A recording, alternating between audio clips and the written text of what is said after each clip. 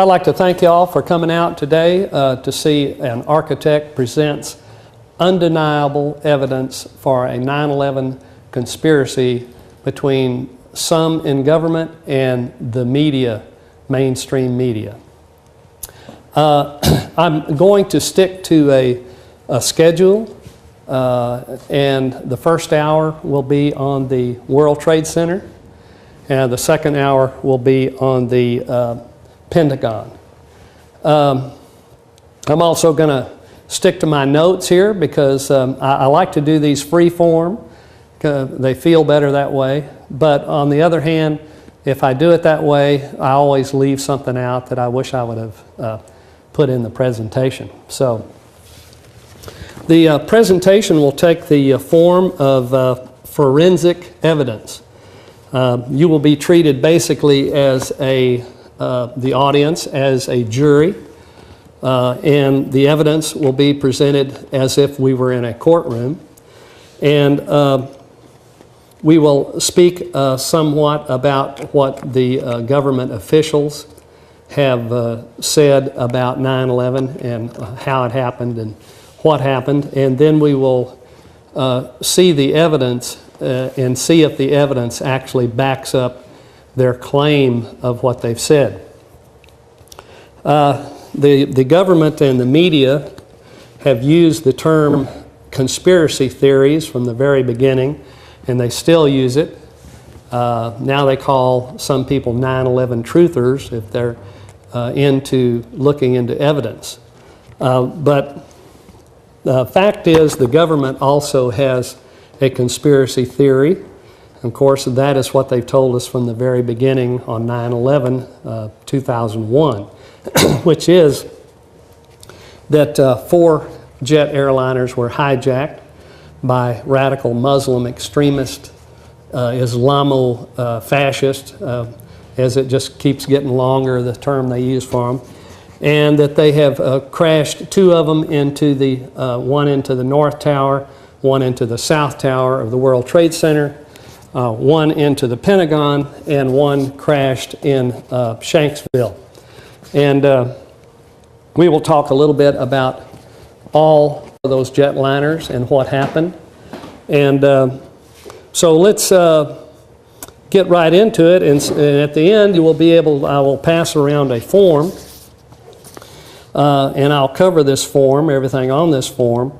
And it will determine whether or not the evidence supports the government media assertion as a ridiculous assertion, or that they refuse to verify and investigate the evidence that's been found, or release information related to the evidence that's been found, or whether they just flat out lied. So those are 3 categories of what the government and media is saying and doing in the face of evidence that people and citizens have found. And then at the end of it, you can kind of check, you know, whether you think it was the results of these 3 categories of dealing with the evidence constitutes a conspiracy or not. But anyway, so you're in the jury, and I am a lawyer presenting the evidence. Okay. First of all, we want to also know what a conspiracy is. A lot of people have no idea about what a conspiracy is. So we're going to read it to you from Black's Law Dictionary, 6th edition, page 309, 310, defines conspiracy as a combination or confederacy between 2 or more persons formed for the purpose of committing by their joint efforts some unlawful or criminal act, or some act which is lawful in itself but becomes unlawful when done by the concerted action of the conspirators, or for the purpose of using criminal or unlawful means to the commission of an act not in itself unlawful. That's a lot said, isn't it? But in some cases, a conspiracy is the crime itself, and in other cases, it is what they're doing is a crime, and sometimes it's both. So now, to find what a person guilty of a conspiracy, A person is guilty of conspiracy with another person or persons to commit a crime if with the purpose of promoting or facilitating its commission, he, A, agrees with such other person or persons that they or one or more of them will engage in conduct which constitutes such crime of an attempt or solicitation to commit such crime, or B, agrees to aid such other person or persons in the planning or commission of such crime or of an attempt to solicitation to commit such crime. Crime of conspiracy is distinct from the crime contemplated by the conspiracy. Some jurisdictions do not require an overt act as an element of the crime. A conspiracy may be a continuing one. Actors may drop out, others drop in. The details of operation may change from time to time. The members need not know each other or the part played by others. A member need not know all the details of the plan or the operations. He must, however, know the purpose of the conspiracy and agree to become a party to a plan to effectuate that purpose. So you can see that conspiracies are real, and conspiracies are proven in court to exist. And once those things are proven between the combination of those people, or the confederacy of those people, each one of them is liable for all that they are found guilty of in the act of the crime. So a lot of people don't know when they don't know what a conspiracy is, they don't know when they're looking at one or when they're not looking at one.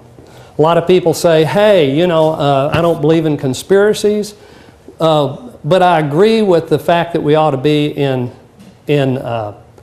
Iraq and Afghanistan, even though they had nothing to do with 9/11 or any of those kinds of things.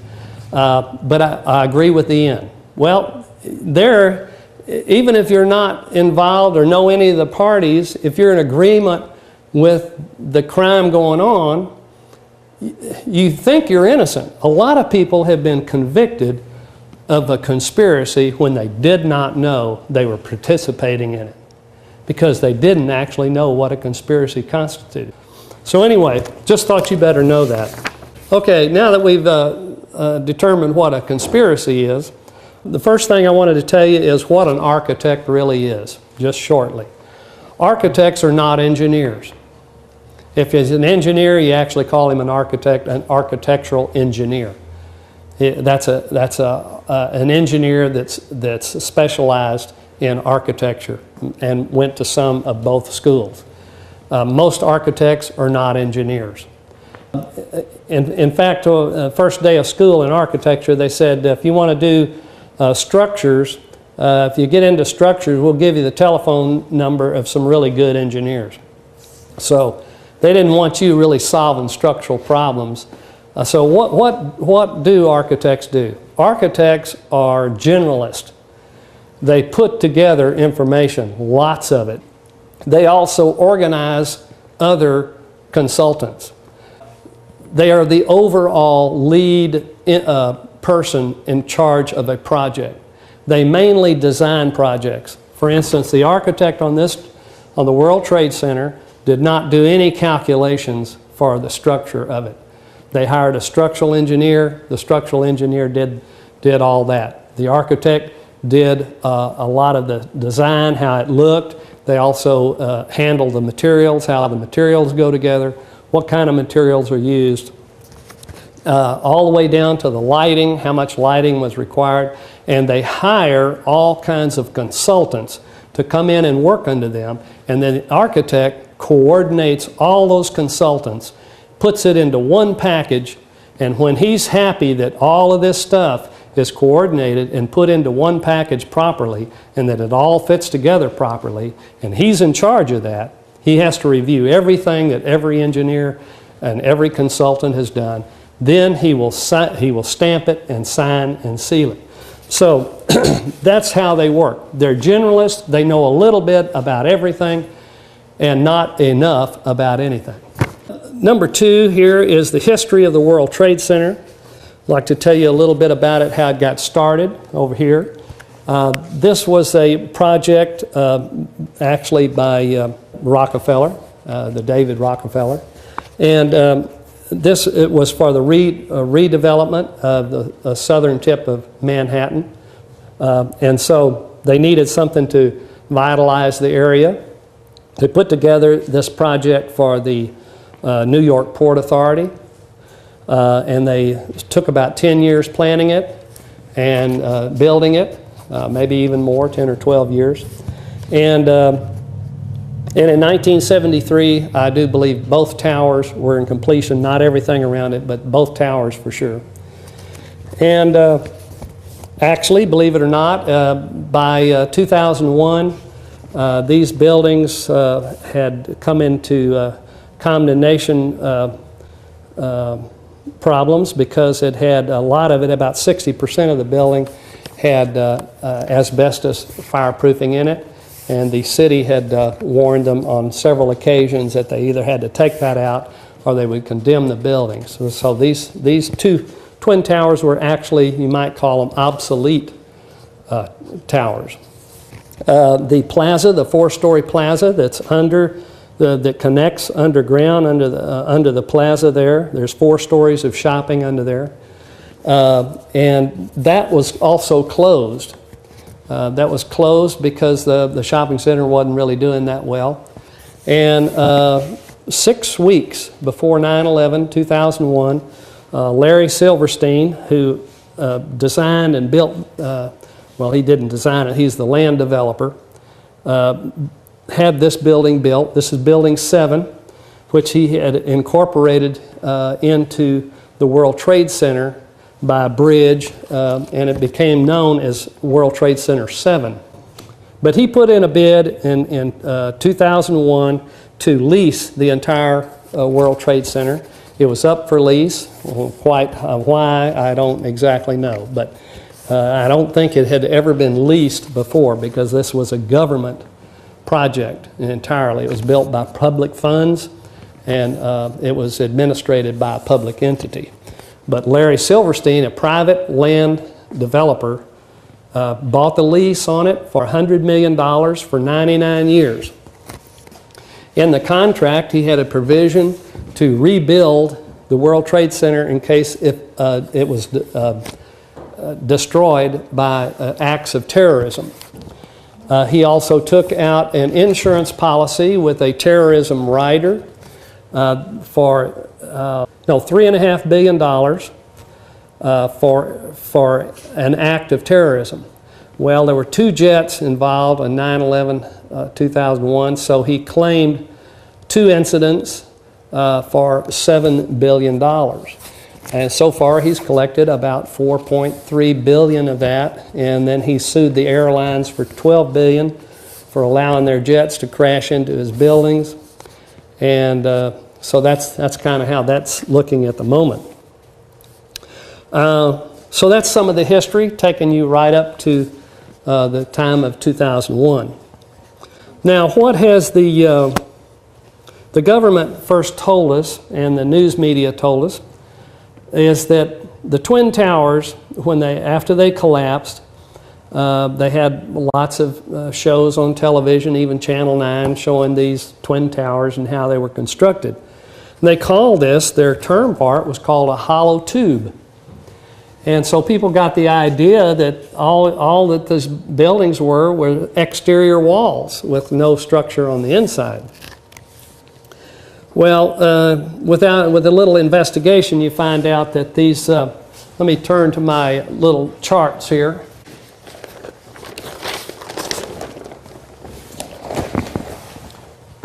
Instead of a hollow tube with just the outlines, you have an inner tube. But it's not only a tube, it's actually a structured building.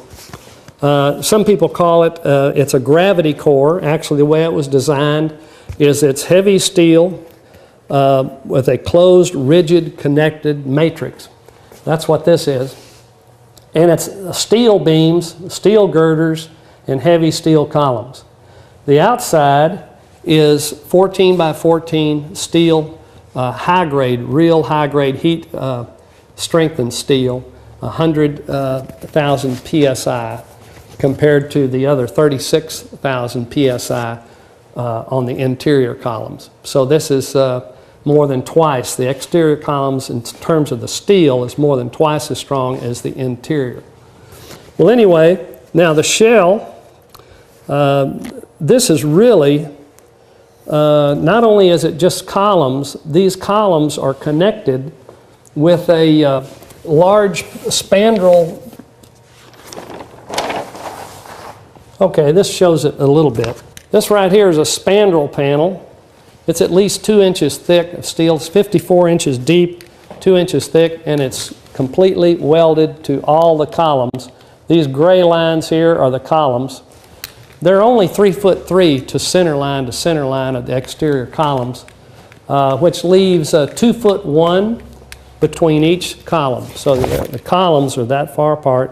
They're 14 inches wide, only that far apart. They're all welded with these spandrel panels, deep spandrel panels. So what happens is it forms what is called a verindle truss. You've seen trusses like this right here is a truss. They're in diagonals. Well, also if you have a rectangle like this and you have vertical pieces and horizontal pieces only, if you weld them tight together, it forms a truss, and it's called a verindle truss. So the outside walls are huge verindle trusses. They were designed to take care of all lateral loads, and the interior core was to take care of all gravity loads.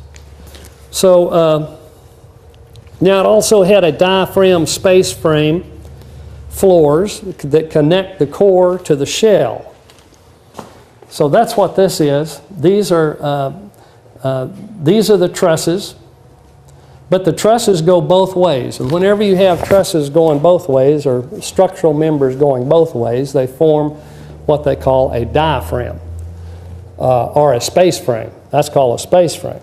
But when you connect the tops of these, rather than just put a floor on it, if you connect them integrally, like run steel pegs through it and weld them and then pour concrete onto that, that's called making a diaphragm. So all these floors were diaphragm space frames. And then the corrugated steel that went on the tops of these trusses were all pointing towards the curvatures were pointing towards the exterior. So if anything hit that, the corrugation didn't just roll up. You know how you can roll corrugated metal? You can roll it up. You can't roll it up lengthwise with the corrugation. It will resist rolling. Well, all the corrugations were running towards the exterior of the building. Now, I know that Doug wanted me to talk about wind loading. And I did. I did an analysis of the wind loading on the building according to the Southern Building Code. But they only give you the requirements or the method of calculating it up to a 60-story building. Anything that's above 60 stories, they require wind tunnel testing. And they determine all that from wind tunnel tests. So I could only use the 60-story formulas, and I came up with like 36 billion pounds, foot-pounds would be what the load on this building would be. And I tried to compare that with the impact of a jet, 767, weighing about 320,000 pounds, hitting at the two locations, one at about the 93rd floor and the other one at the 78th floor. And derived, to my own astonishment, I found that that also was high.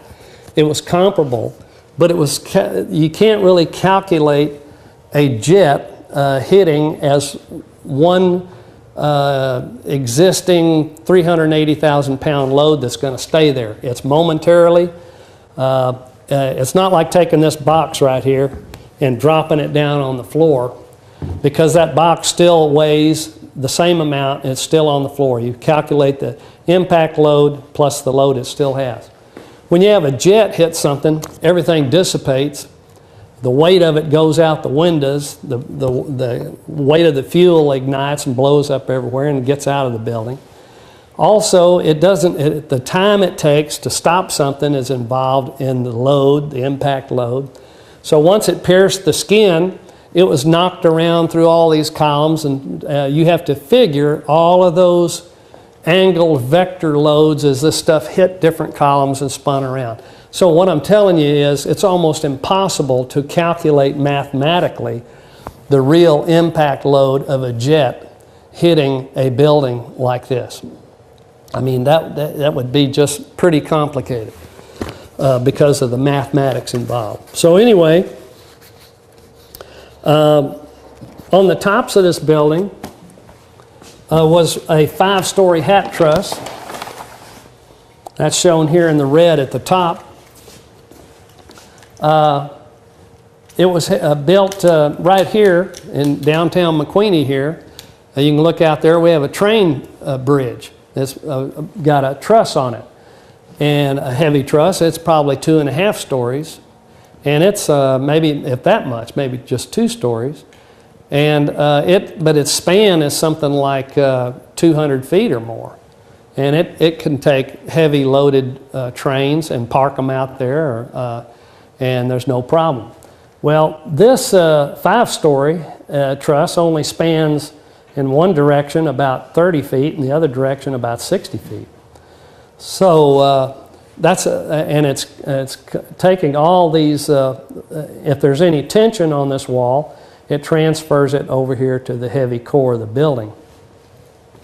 And so here would be a damaged section, but this area right here would be the localized damage caused by a jet.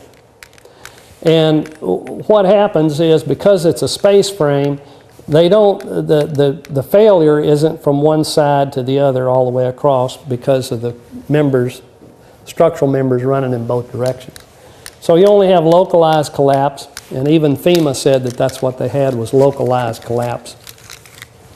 And so anything above these collapsed exterior members moves in terms of tension on this outer wall above the collapsed area, and then up to these heavy trusses.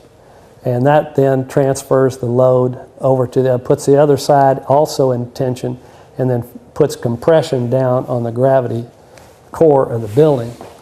At first, when I looked at this, I went, you could probably sever the columns all the way around this building right here, and it would still stand up due to the heavy 5-story hat truss that would put all the weight right back down on the gravity core in the middle. But then I thought, well, that's not even necessary, because to analyze it that way, because of the verindle trusses, where you see all these gray lines, that's where the spandrel, the heavy steel spandrel panel is. And even if all of these were knocked out, you still have these purple lines here show the spandrel panels going over to the other remaining columns on the side, which is indicated here in blue, meaning all of this destruction on the Twin Towers is encapsulated, is isolated from the rest of the building by the different members of the building. All right, you see these areas here too, these big wide bands on the building? Kind of look at that and you wonder what that is. Those are the mechanical floors. And what they did here at the top floor with the 5-story hat truss is also done at the 3-story mechanical floors. Those have space trusses in them as well that connect the core to the outer wall. And these resist sway in the building to keep sway from getting large. And also these floors, all the floors in the World Trade Center were heavy floors, like for a library, a law library or something like that. So all the floors were heavy enough to support a library. So they didn't have to go in and beef up a floor for specialized stuff. except the mechanical floors. The mechanical floors were even beefed up more to handle really heavy equipment placed on the floor. Now I want to cover the FEMA Building Performance Report because it's very interesting what they've said. There's several places I want to read out of here. First of all, I want to say this, that all of the groups, all the professional groups that have done studies on this, like the American Society of Civil Engineers and FEMA, they have never looked at the damage in terms of what caused the damage. They've always assumed the government and media story that what happened did in fact happen, just as the government has said, and then they move from there to review what happened to the building and how the building performed under the given scenario that they were given. They are not looking for something else. And to prove that, and this sounds like the other reports as well, I have the executive summary here from the FEMA report done on the World Trade Center. And it says, the events following the attacks in New York City were among the worst building disasters in history and resulted in the largest loss of life from any single building collapse in the United States. Of the 58,000 people estimated to be at the World Trade Center complex, 2,830 lost their lives that day, including 430 responders. 403. Two commercial, see, and I'm going to give you, this is how it all sounds. Two commercial airliners were hijacked. Each was flown into one of the two 110-story towers. The structural damage sustained by each tower from the impact combined with the ensuing fires resulting in the total collapse of each building. As the towers collapsed, massive debris clouds consisting of crushed and broken building components fell into and blew into surrounding structures, causing extensive collateral damage and in some cases igniting fires and causing additional collapses. In total, 10 major buildings experienced partial or total collapse, and approximately 30 million square foot of commercial office space was removed from service, of which 12 million belong to the World Trade Center complex. So that gives you the idea. They're not looking for what actually happened. They've assumed what happened and then said, now how did the building respond to what we've been told happened? Now, here is a major statement they've made in here. Preliminary analysis of the damaged structures, together with the fact the structures remained standing for an extended period of time, suggests that absent other severe loading events, such as a windstorm or earthquake, the buildings could have remained standing in their damaged states until subjected to some significant additional load. Okay, we'd all agree with that because we all saw the buildings still stand long after the jets collided into them. However, the structures were subjected to a second simultaneously severe loading event in the form of fires caused by the aircraft impacts. So what they're saying is the collisions didn't knock the building down. The fires afterwards caused the initial collapse to start the global collapse. So there's some problems. I just want to read you what they've said first, and then we'll get into that. Another important message that they've written. The collapse of these structures is particularly significant in that prior to these events, no protected steel frame structure, the most common form of large commercial construction in the United States, had ever experienced a fire-induced collapse. Thus, these events may highlight new building vulnerabilities not previously believed to exist. They've admitted that none of these buildings before 9/11, 2001, have ever collapsed from fire. Even FEMA is saying this. Here's the national response they're calling for. So if you think they've changed their mind about how we ought to build buildings, even though they've said that's what we ought to do, these new vulnerabilities, listen to what they say the national response to this. Resources should be directed primarily to aviation and other security measures rather than to harden buildings against airplane impact. So even though we see this and we see, wow, the huge steel structures, fire protected, can collapse from jet airlines, forget that. We're not going to, even though we said we're vulnerable to these things and we might ought to look into that, how we ought to fix that, forget that. What we ought to do is work on more security and work on aviation. Now, the relationship and cooperation between public and private organizations should be evaluated to determine the most effective mechanisms and approaches in the response of the nation to such disasters. And that's what I wanted you to hear out of FEMA before we look at the evidence on this. Now we're going to look at Tower 2. Tower 2 is right here. This is the south tower. The jet hit, this was the second jet. The first jet had already hit. About 25 minutes later, the jet, both of them were 767s. The south tower was hit between the 78th and 84th floor. And however, the Tower 2, second tower, well, it says here it was actually hit 18 minutes after the first tower. The firemen, during this event, well, the firemen actually got to the 78th floor, and they said they found several pockets of fire, and they were going to put it out with 2 lines. And their terminology they use, we're going to knock out the pockets of fire with 2 lines.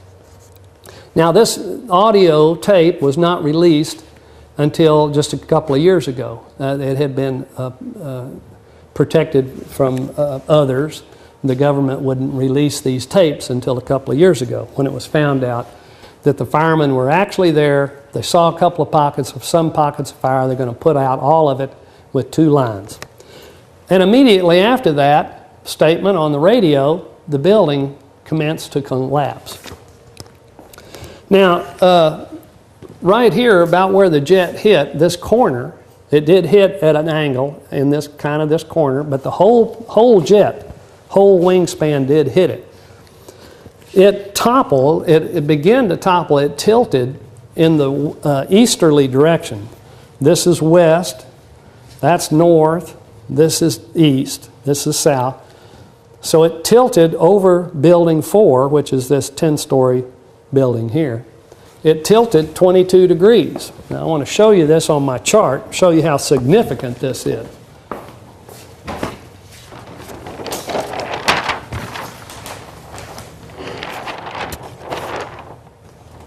Well, we'll start here. See, this is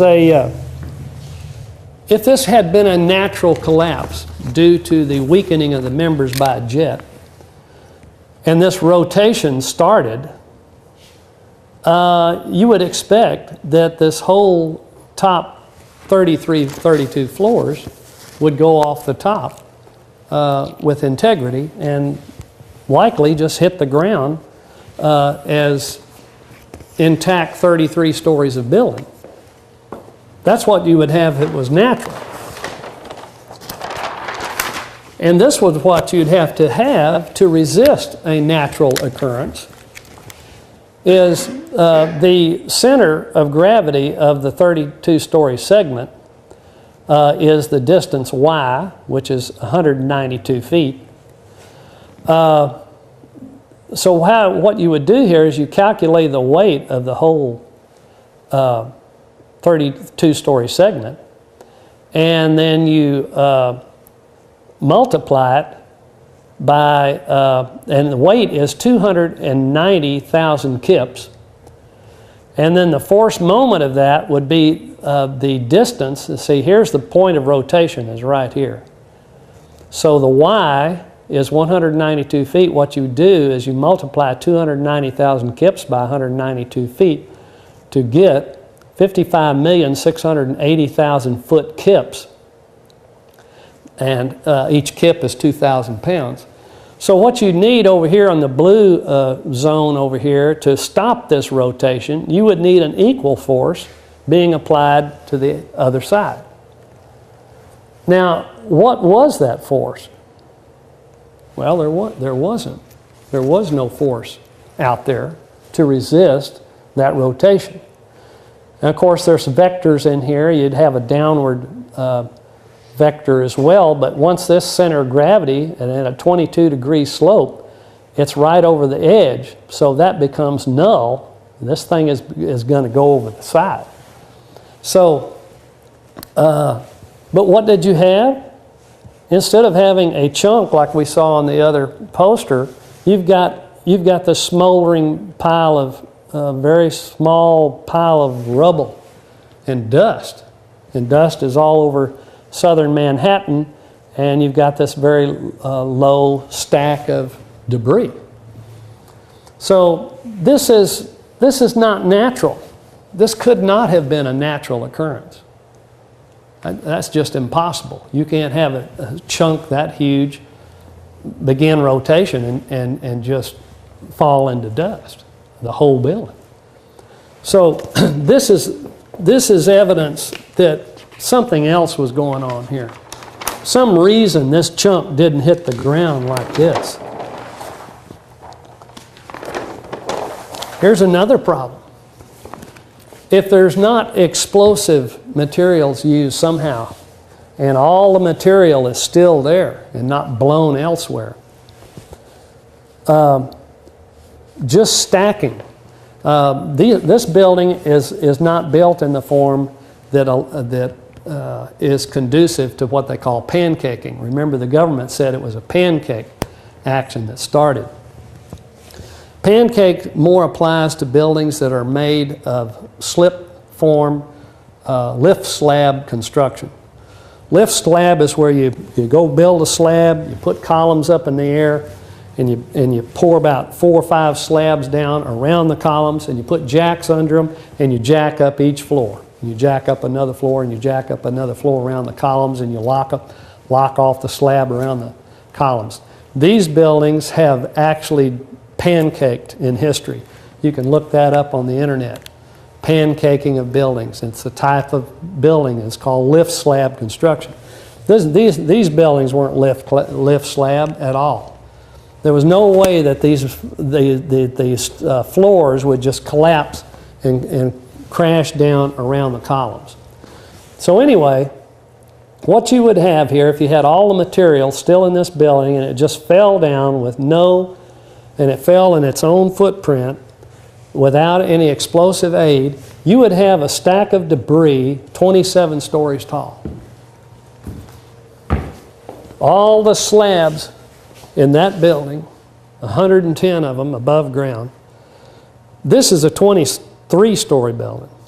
That means you'd have rubble, a huge pile of it down there, if none of this material had been exploded into the air and settled all over Manhattan. Now, the collapse of Tower 1. Tower 1, and this is what my other chart I was showing, is so close to the hat truss at the top. I don't believe that anything could permit that building to start an initial collapse that close to the hat truss. All these members would have been in tension. All of them would have had these horizontal spandrel panels with a verendal truss carrying all the weight of the floors above this collapsed area down to the edge, as well as the tension in the top. So also there was a woman waving for attention, and she was standing in the hole that this jet made. That also means the fires were cooling, and you saw the smoke coming out of these buildings. Dark, black smoke, that's an indication of oxygen-starved fires. If fire was going to destroy these buildings, it should have done it immediately when the fire was the hottest. But you wait an hour or 2 hours, most of the fuel burned out exploded on the outside of the building. It just went straight through the building and blew up in a big, huge cloud. But these fires were oxygen starved. They were smoldering fires. They weren't the kind of fires that continue to heat. Like we have an illustration over here on these posters. I believe unfortunately, it's this one in the very back. I'll pull it out for you. Of buildings that have burned 24 hours. I mean real infernos. Look at this one. It burned all night long. This one, look what's left of it. It didn't fall down. This one consumed everything from top to bottom. I think it was 32 floors. And look, it did not collapse. And this is what happens with natural collapsing. They fall over in chunks, just like that 32-story top should have done. This should have toppled you've seen these big buildings in South America and various places. It happens pretty often. You know, foundation, something happens in a 10 or 12, 15-story building, just fall over like that. That's what should have happened here on Tower 2. That whole top should have just fallen off. It didn't do that. It went down like everything else in a pile of smoke and debris. Now, the collapse of Building 7. And we're going to get to what really caused these collapses on all these buildings. Building 7, most people never even knew about that, including myself. Building 7 was very unpublicized. They didn't talk about Building 7 hardly at all. We didn't even know it till a year. I know it was a year afterwards before I knew about it. Building 7 is 47 stories tall. It also collapsed, was not hit by a jet, but it collapsed into its footprint at 5:20 on 9/11/01. And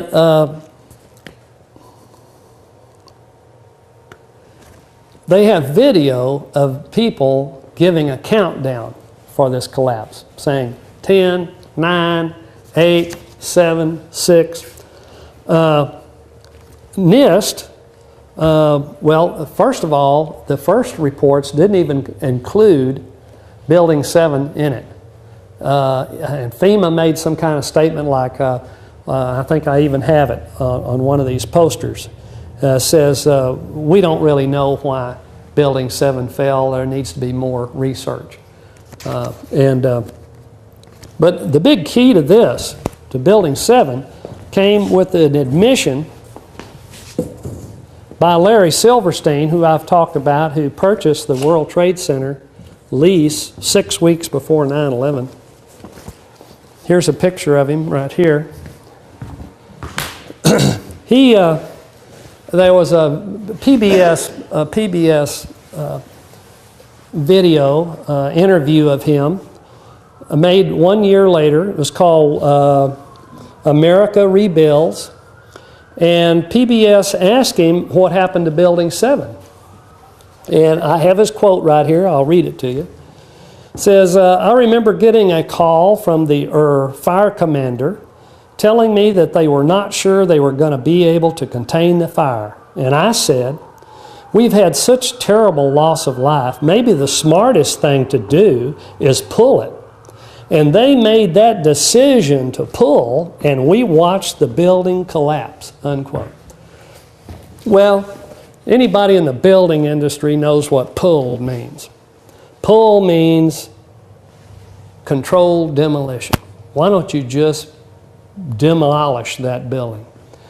Well, the fire department, he says, the fire department decided to make that decision. Well, okay, since you've suggested it, we'll do it. Well, I got some problems with that. I believe that he told partial truth and partial lied, and it's pretty easy to figure out where the lie is. The fire department does not have expertise on board to demolish 47-story skyscrapers. That's not their job. Fire departments put out fires. They keep buildings from collapsing. That's what they were doing in Tower 2. They don't go in and wire buildings for demolition. They don't even have the skill to do that. Number two, this was a private building. And they can't use public monies to demolish a private building. And of course, the incredible thing is, how could they wire a building 47 stories to fall as wonderfully and beautifully and professionally as it did into its footprint, as I have photographs of this around here, with only 6 or 7 hours, while they still may be under attack? At that period of time, they didn't know if there was more jets going to come or not. So they're trying to say to us that somebody went in there on the day of all this, in the debris and smoke and trash, and they studied this building and studied the connections and figured out how much charges to put on each connection and where to put them and how much. It would take them 5 hours just to find the plans, much less get started on what they're going to do with it. So what is obvious here, here's where he told the truth. The building was pulled. Building 7 was pulled. Here's where he lied. He had the building wired prior to 9/11. This building was pre-wired and ready to go.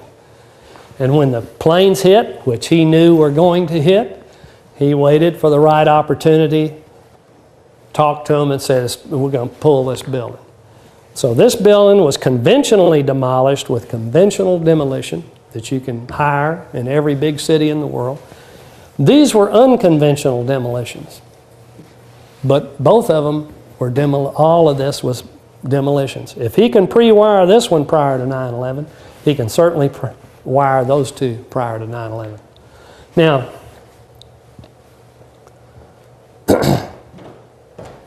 problem with this building as well is, and it didn't bother him to violate the law, because you can't wire buildings. I've even heard people say, well, Ron, or don't architects and people, don't they build in means of demolishing buildings when you build them?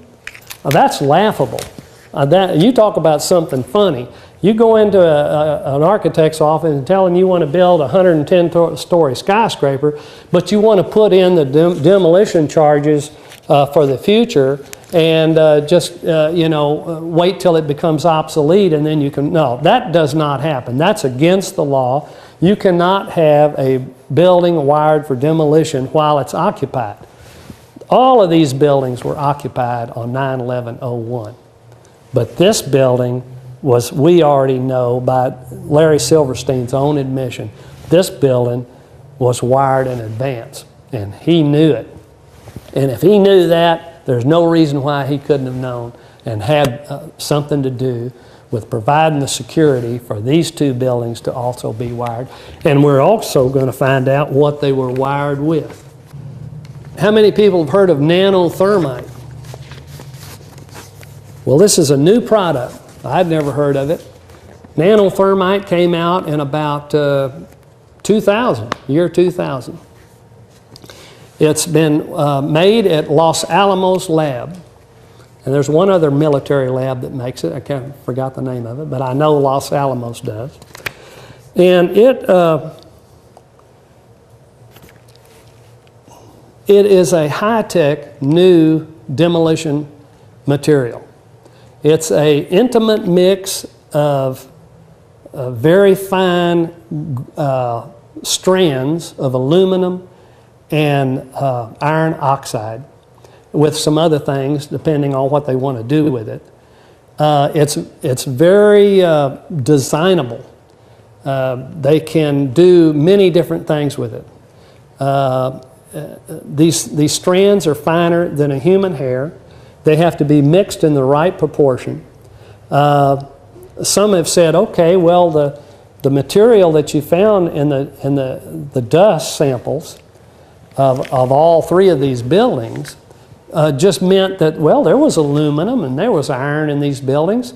That's where you're getting this material from. And nanothermite could happen naturally through the combination of jet having aluminum running into steel that has iron in it.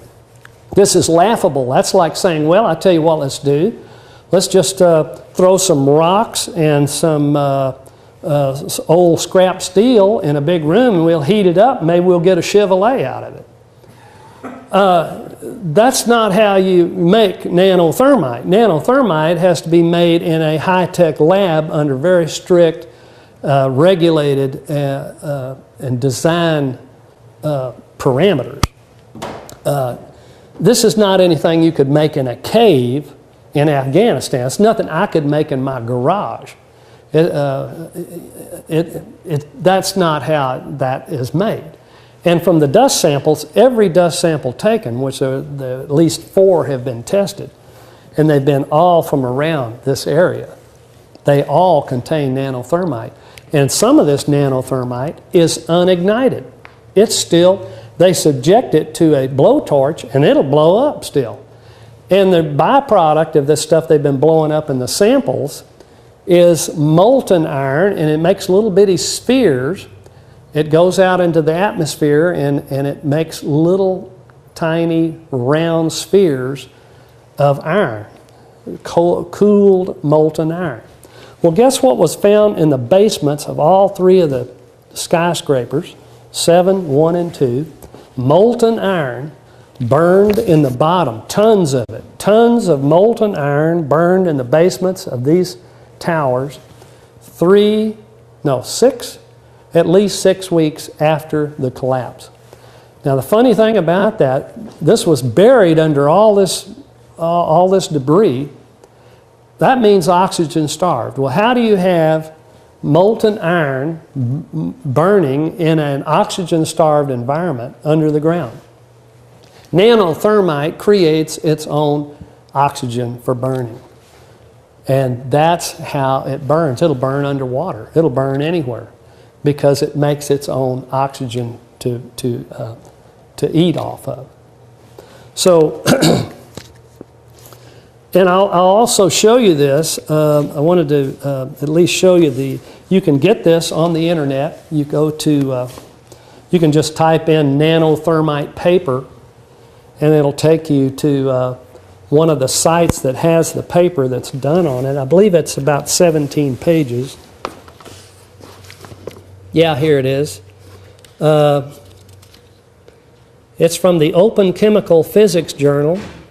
It's called Active Thermetic Material Discovered in Dust from the 9/11 World Trade Center Catastrophe. And it has all the information you need to know about it.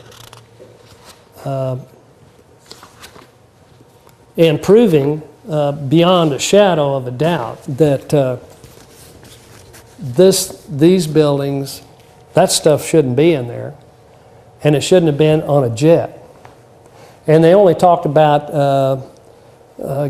hijackers with box knives, not hijackers who have run into the building with tons of nanothermite and placed it throughout the building.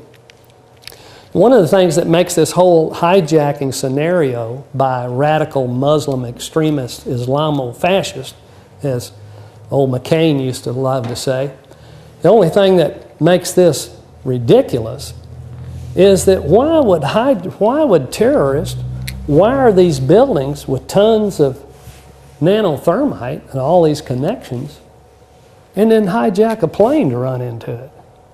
Isn't that a little kind of stupid? I mean, why not just pull the switch? I mean, if they wired it, why wouldn't they just pull the switch? If there's explosives found in this building, as this nanothermite, it rules out anything legitimate about hijackers. Because hijackers, if they were the guilty party, why would they bother to do that? Next question is, how would hijackers, how would criminal terrorists, Muslim radical extremists, have access to these buildings for hours and days at a time to plant all this stuff, to get all that nanothermite in there? Now, nanothermite can be used in many ways. It's very, like I say, it's very designable for what you wanted. You can paint it. You can spray this stuff on like a spray. You can coat it. You can use it for coatings. You can put it in gel like C4. You can wrap it around columns in any way you want to, or you can paint it on. And then you can make triggers with it, stuff that will ignite other stuff.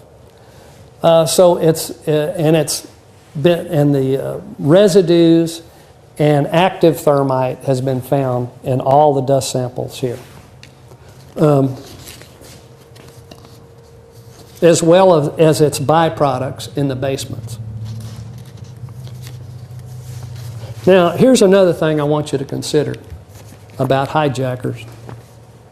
The approach, the first time hit by 530 miles per hour is phenomenal for a good pilot, much less a novice hijacker. I want you to think about this.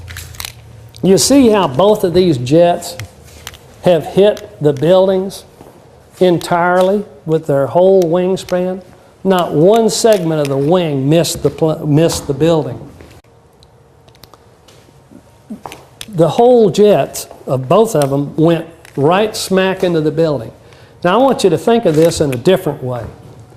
It's as hard to hit a structure that's 208 feet wide with a jet that's 157 feet wide and get the whole wingtips on that. There's only a few feet of play there, and you're going to hit it at 530 miles an hour, which is 778 feet per second. Try driving your car and turning at a stop sign at 778 miles an hour. And these guys, now think of it this way. You're the pilot, and you've got a little slot between two buildings. Let's say these two buildings are also just 208 feet apart. And what you want to do is fly your plane right between them. Not hit them, but go right between them. And that spot you've got is only 208 feet wide. And you want to guide your jet, which is 157 or so. I think I've got it exactly over here somewhere. You want to fly your jet at 778 feet per second and go right between two towers, only 208 feet apart, and not hit either side, and win the day. You talk about some supremo expert pilots. I don't think there's any living pilot that would volunteer to try that. Yet these guys, both of them, hit these towers with not a single part of that jet not dead on to 208 feet. I mean, I'm just telling you, that's phenomenal flying. Phenomenal. And these guys are hijackers who had been drunk the night before at the bar, according to these our government sources and media outlets. They were out there watching pole dancers and getting drunk, and they get on the plane the next morning feeling fine, and they execute this, and none of them were expert pilots at all. I'm just telling you, that's phenomenal. I actually don't believe it. Well, that concludes my presentation on the World Trade Center.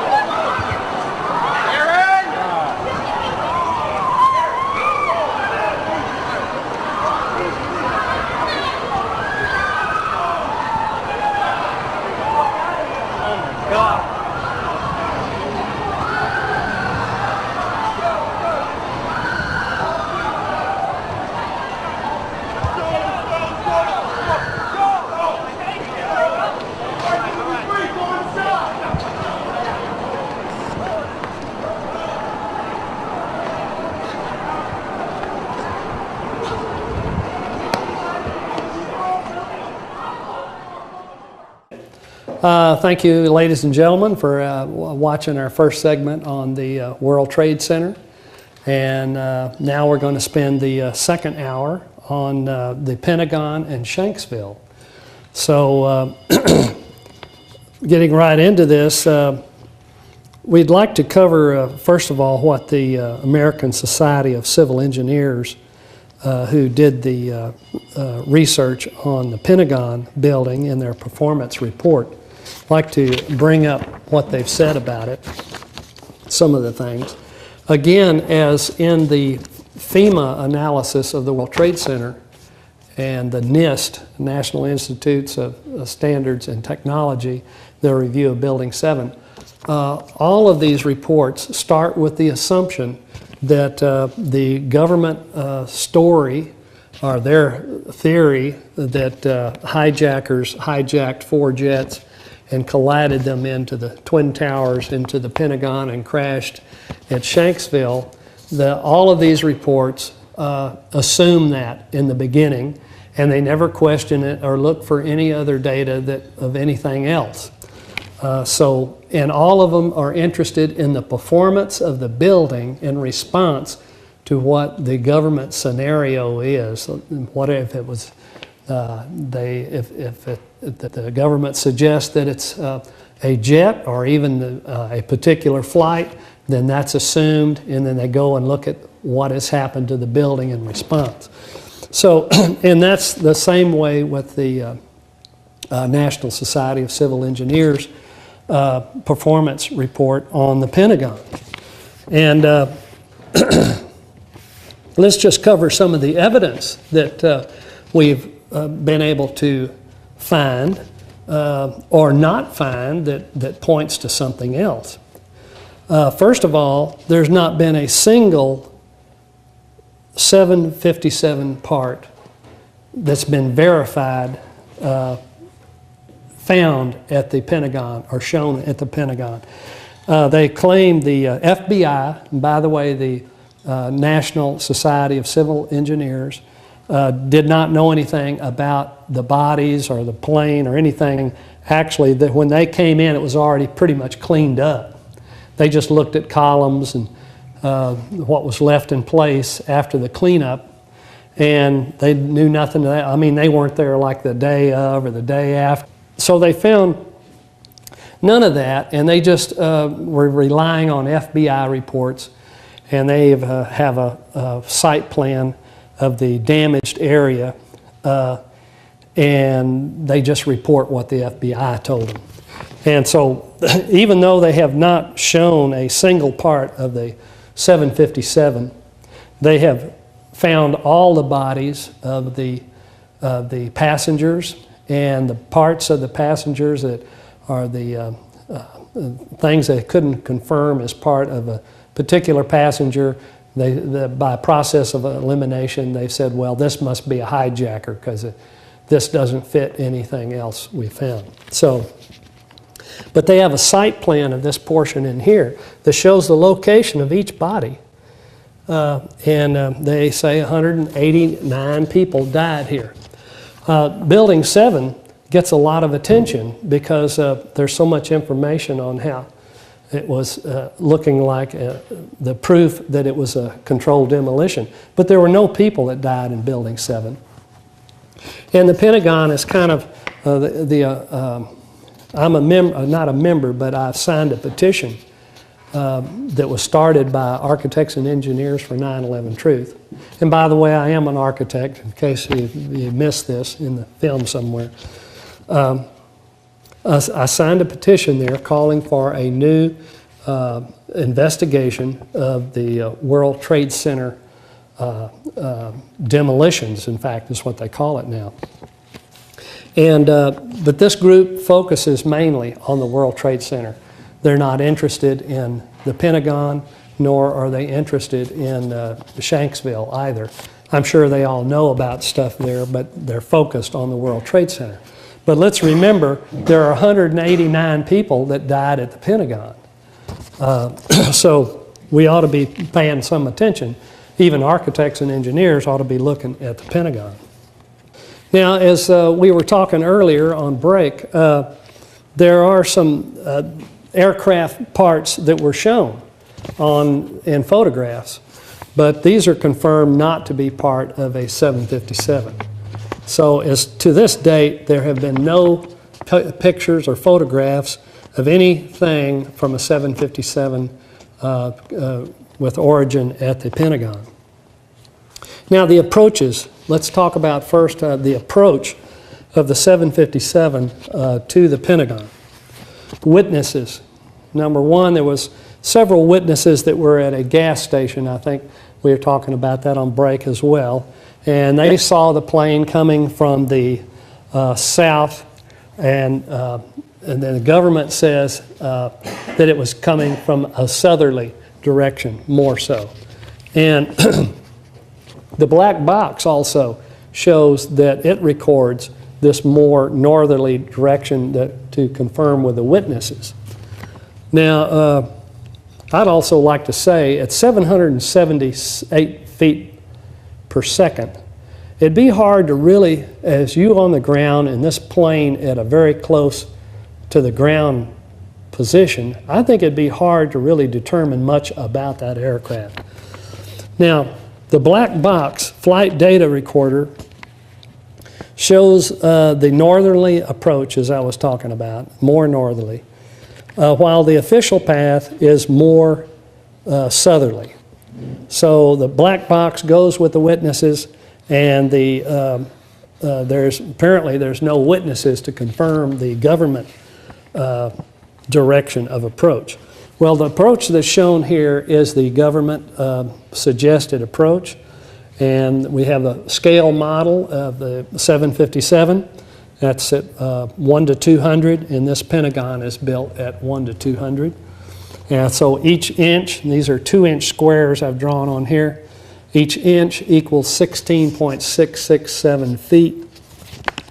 So each square is about 33 feet in each direction. The next thing we want to talk about is a good source for information on the jet and approach on the World Trade Center is from pilots for 9/11 Truth.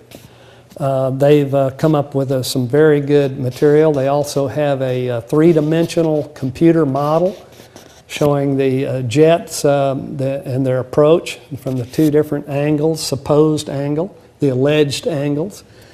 And they've also analyzed the flight data recorder, the black box material, and it shows that it stopped about 8 seconds. It quit recording, the government said, and the government has released this information finally. It wasn't too long ago when they released it.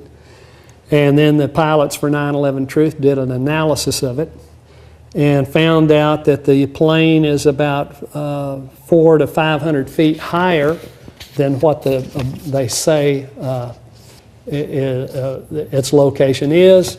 And they have a reason on there because you have to manually change the altimeter readings for close to Earth conditions.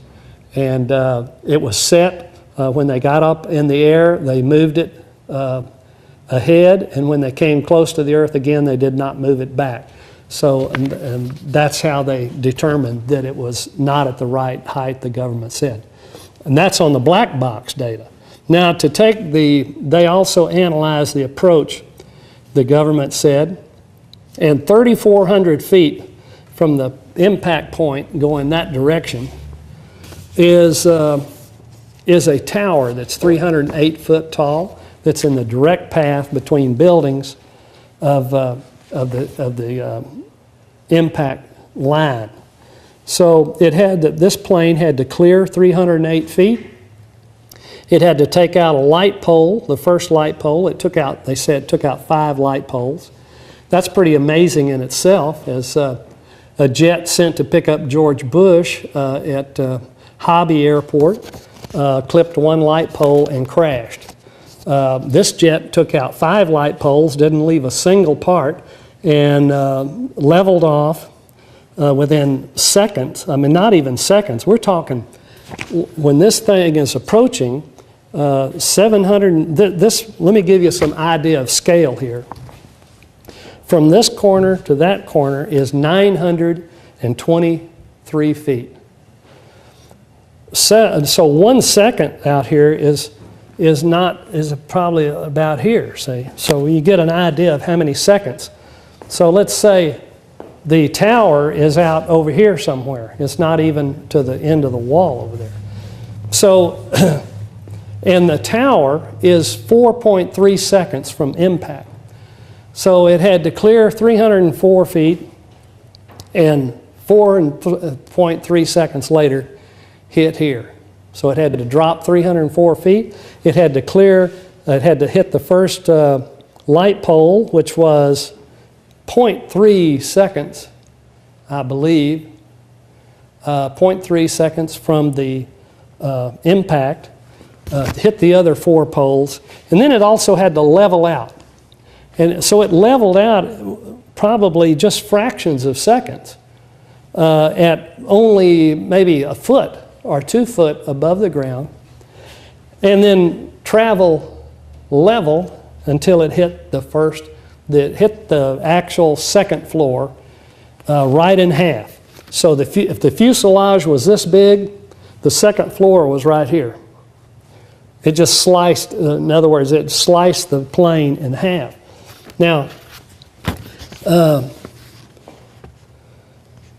so the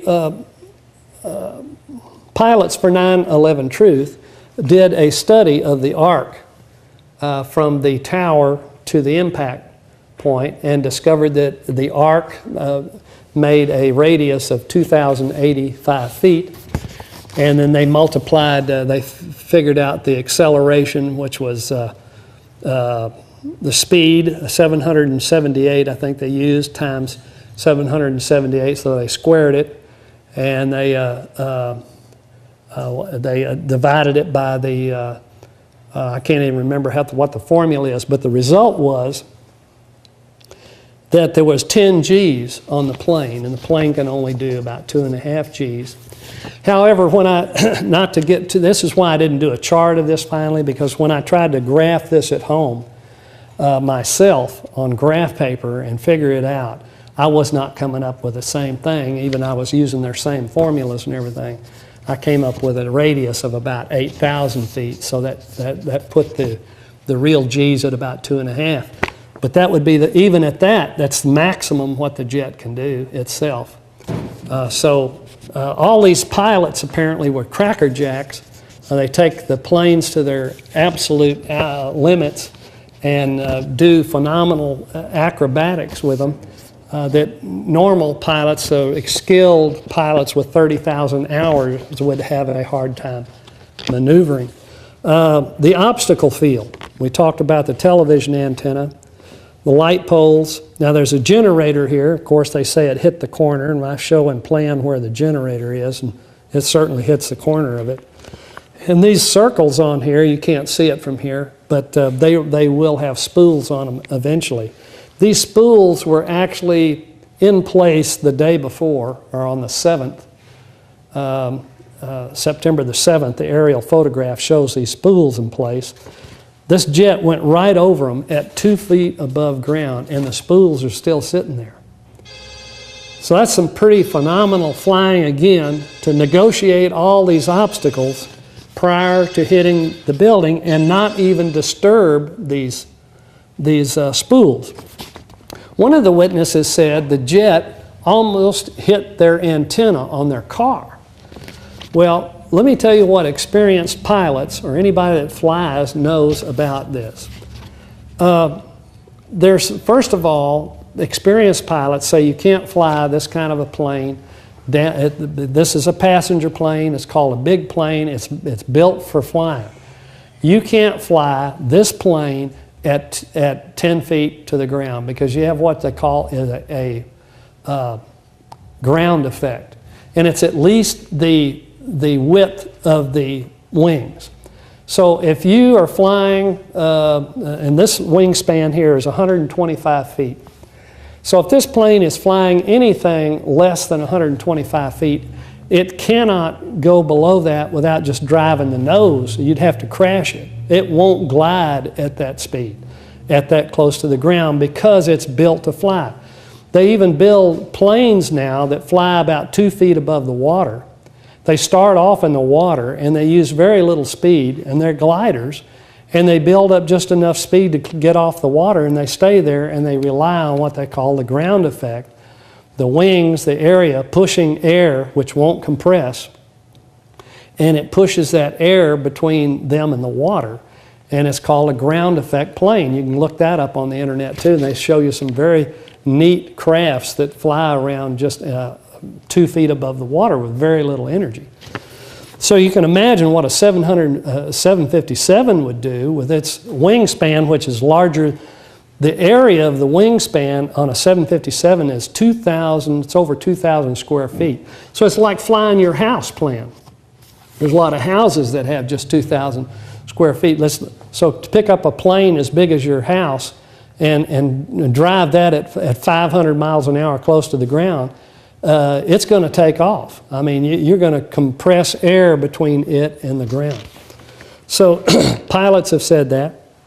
The other amazing thing about this is that they have something called a backwash or a backdraft, and what that does is it throws air out the back of the plane, and if it touches it, if it gets close to like if it passed over this freeway like it said and clipped a light pole, any cars in the area would have been blown off the road. It will tip trucks over. It will throw cars, whirl them in the air. It's about 40 tons. Experienced pilots said there'd be at least 40 tons of backdraft that close to the ground. So if anybody could claim that it was hit their antenna, they should have also claimed, and I had to get out of my car, which was rolling down the hill, because it would have blown them clean off the road. The other thing that's very strange here is, again, showing this crackerjack pilot of a 757 flies at 2 feet above the ground and not hitting the lawn at all. There's not a single scrape on the lawn from the jet.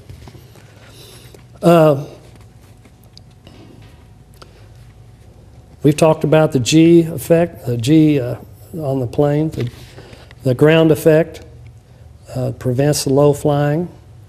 Unless it's a military, military jets don't have much. They don't have much wing area. They use speed totally. I mean, they don't fly well at real low speeds. Okay, the damage on the face of the Pentagon after the impact and before the collapse, 20 minutes later. Let me move around here on this side of the model again, and.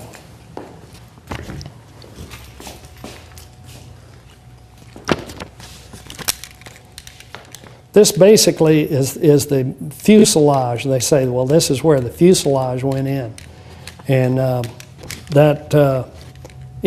also show you in a minute. I'll take this apart. It has all the column damage. That I have the columns inside showing the damage in there. There's no damage. Now, if you project this wingtip onto here, you're going to have wingtip damage out here. And if you do it out here, you're going to have it here. Well, isn't it funny that on this building, there's no damage out here, and this is even stated. This is not my conclusion either, just from doing the model. This is concluded by American Society of Civil Engineers. They said there's no wing damage out here. They suggest that when the supposed jet hit the generator, it knocked this wing back. Now, since they can't show a picture of the wing in the yard, see, they're trying to say that the whole jet went in there, every single part. That's why no parts were found in the yard. So they said, well, the wing must have hit the generator. It got knocked back and folded in and followed the jet in. And the same thing happened on the other end when it hit one of these, some kind of a mechanical part out here. I forgot what they call that. And it also followed the jet in because the hole isn't wide enough for this jet, the entire thing, to go in. The other problem is this wing section. I mean, the tail, the top of the tail would have been near the top of the building. There's no damage there either, and they've admitted that. American Society of Civil Engineers admit there's no damage up here. So what happened to this tail section? If there's no damage, there should be some tail section laying out in the yard, right? No tail section, no wing section found out there anywhere. I guess the tail then also slammed back and followed the jet in. So all the parts, apparently, even though the hole isn't large enough, all the parts went in the building. I guess that they figure that once this goes in the building, they don't have to show a part. They don't have to discuss the parts. And of course, they have to rely on the government by saying, well, you know, that it was in there. But even out of government, I don't know that they've even said that any parts were found in there. Now, the interior damage pattern, that's what we're going to get to now. And I'll take this model apart. Might want to see this.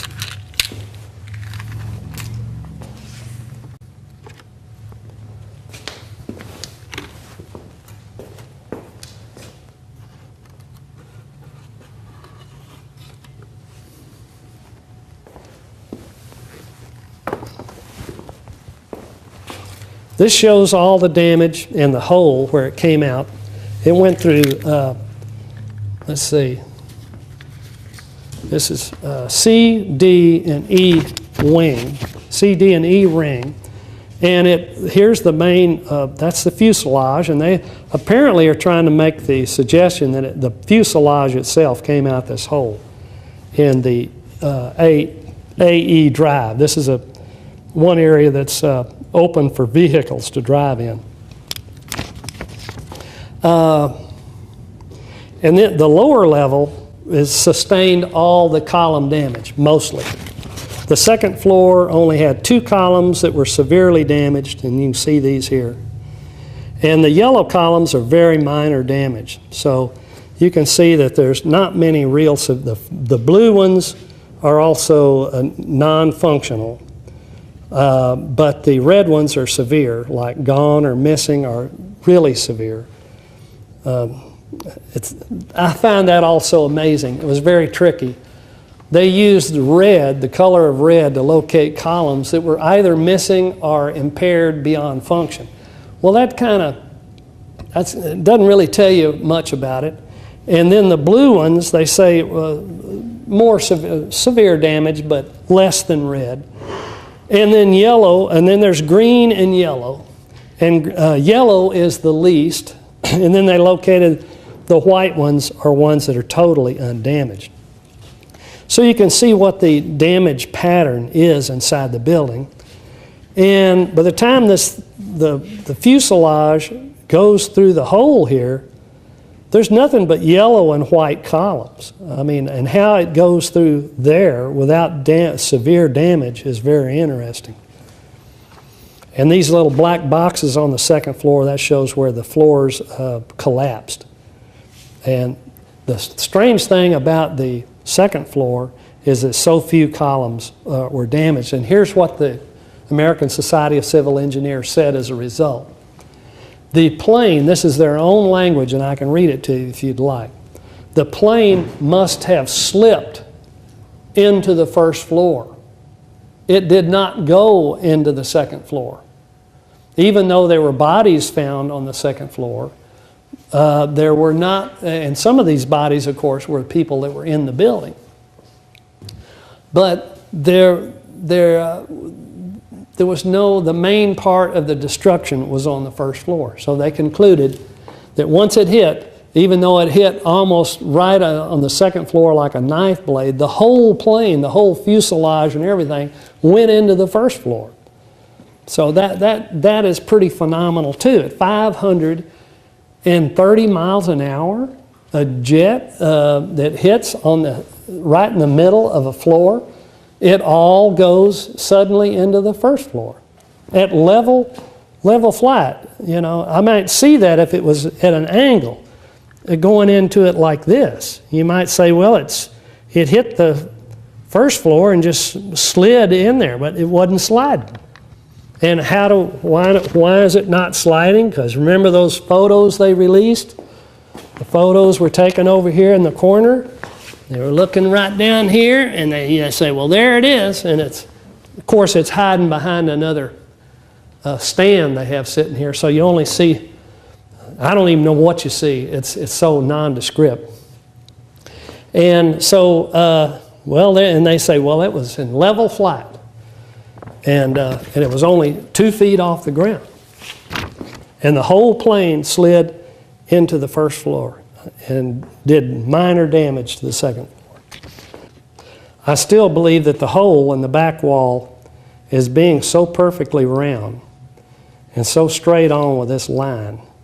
I find it really, and so much, columns are so close. In fact, the hole is bigger than the column range would permit.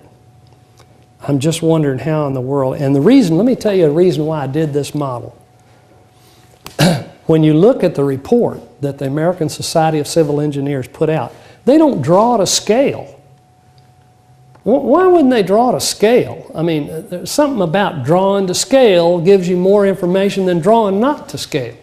What they do is give you a bunch of grid lines, and the columns they draw on it are 10 foot and square.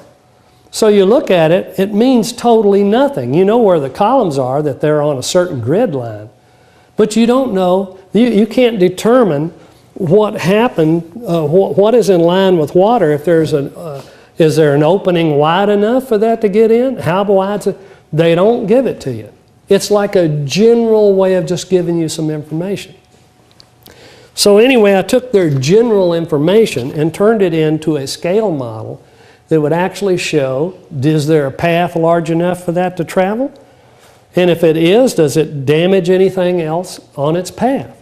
Well, you can see by looking in here, if that fuselage went that way, it would have taken out some more, it would have done more serious column damage, especially to leave a perfect round hole in a 2 foot thick wall built of 10 inches of concrete and 8 inches of brick, a limestone. It's 8 inches of limestone, 10 inches of brick, and it's amazing. Whatever, I got it written over here. But anyway, and that's what the front wall is, and that's what the back wall is. So it had this fuselage, apparently they're claiming, went through 4 feet. And you know what this fuselage is made out of, this lightweight carbon material is in the nose. And so this thing went through 2 feet, 10 inches of reinforced concrete and the brick and limestone, and did the same right here. So it went through 4 feet of that. And look at the column. The columns are unimpaired. They're just minor cracks. That's what the yellow is, minor cracks. Could be just heat cracks from fire. But that whole fuselage, and it made a hole bigger than the path. Isn't that strange?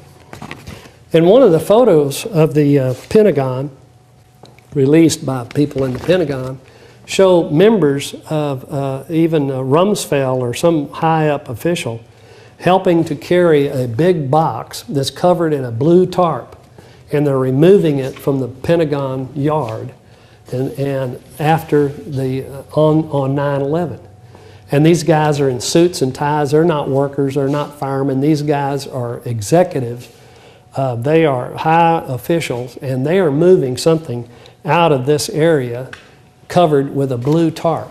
Now, why would all that secrecy, why would you need to cover, why would men in ties, upper level men at the Pentagon, be carrying away something with a blue tarp over it? Anyway, this was a kind of a strange, why the secrecy?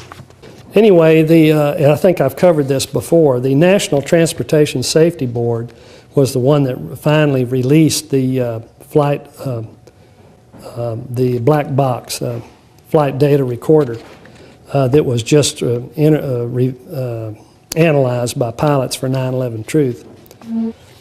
The flight data recorder records and shows that the flight deck door was never opened. So if this is the plane that contained the black box that the National Transportation Safety Board released, it could not have been hijacked because the door was never open. The flight Data recorder never recorded that the cockpit door of the jet had ever been opened. It was never opened, so no hijacking was possible. So if that was flight 77, then it was flown by the pilots that took off from the airport at flight 77.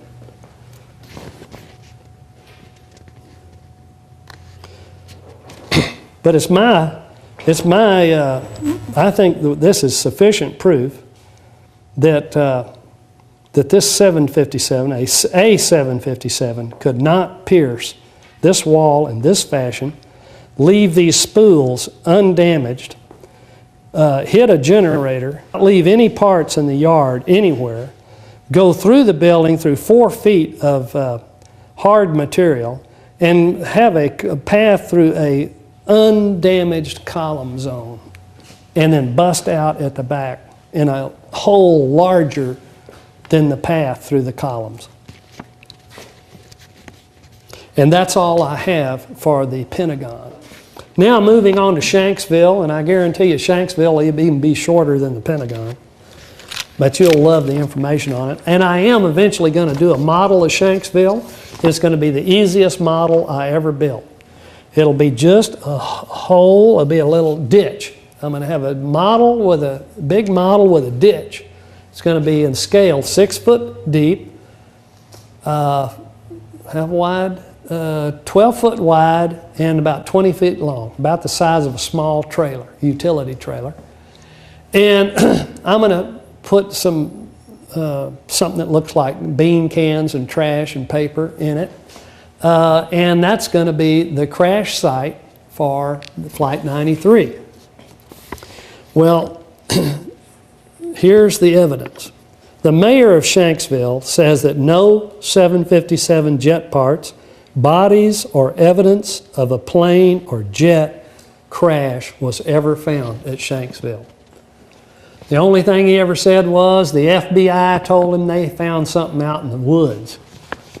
And they'd never seen, nobody's ever seen what the FBI found out in the woods. Isn't it funny that all the real FBI, the government stuff, finds something in the hidden dark spaces that you can't go to, and you weren't there when they did it, and they won't show you what it was and where they found it or photographs of it. Isn't that strange? I mean, it looks like if they wanted to put all this stuff to bed, they'd just show you the facts. They'd just show it out to you, you know. Anyway, here's what the mayor says. It says his sister and his friend were first on the site. I mean, before responders or anybody. They were there immediately.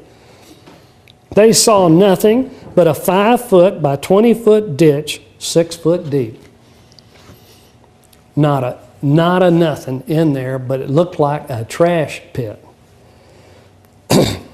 They watched as the excavation went on, and they found nothing.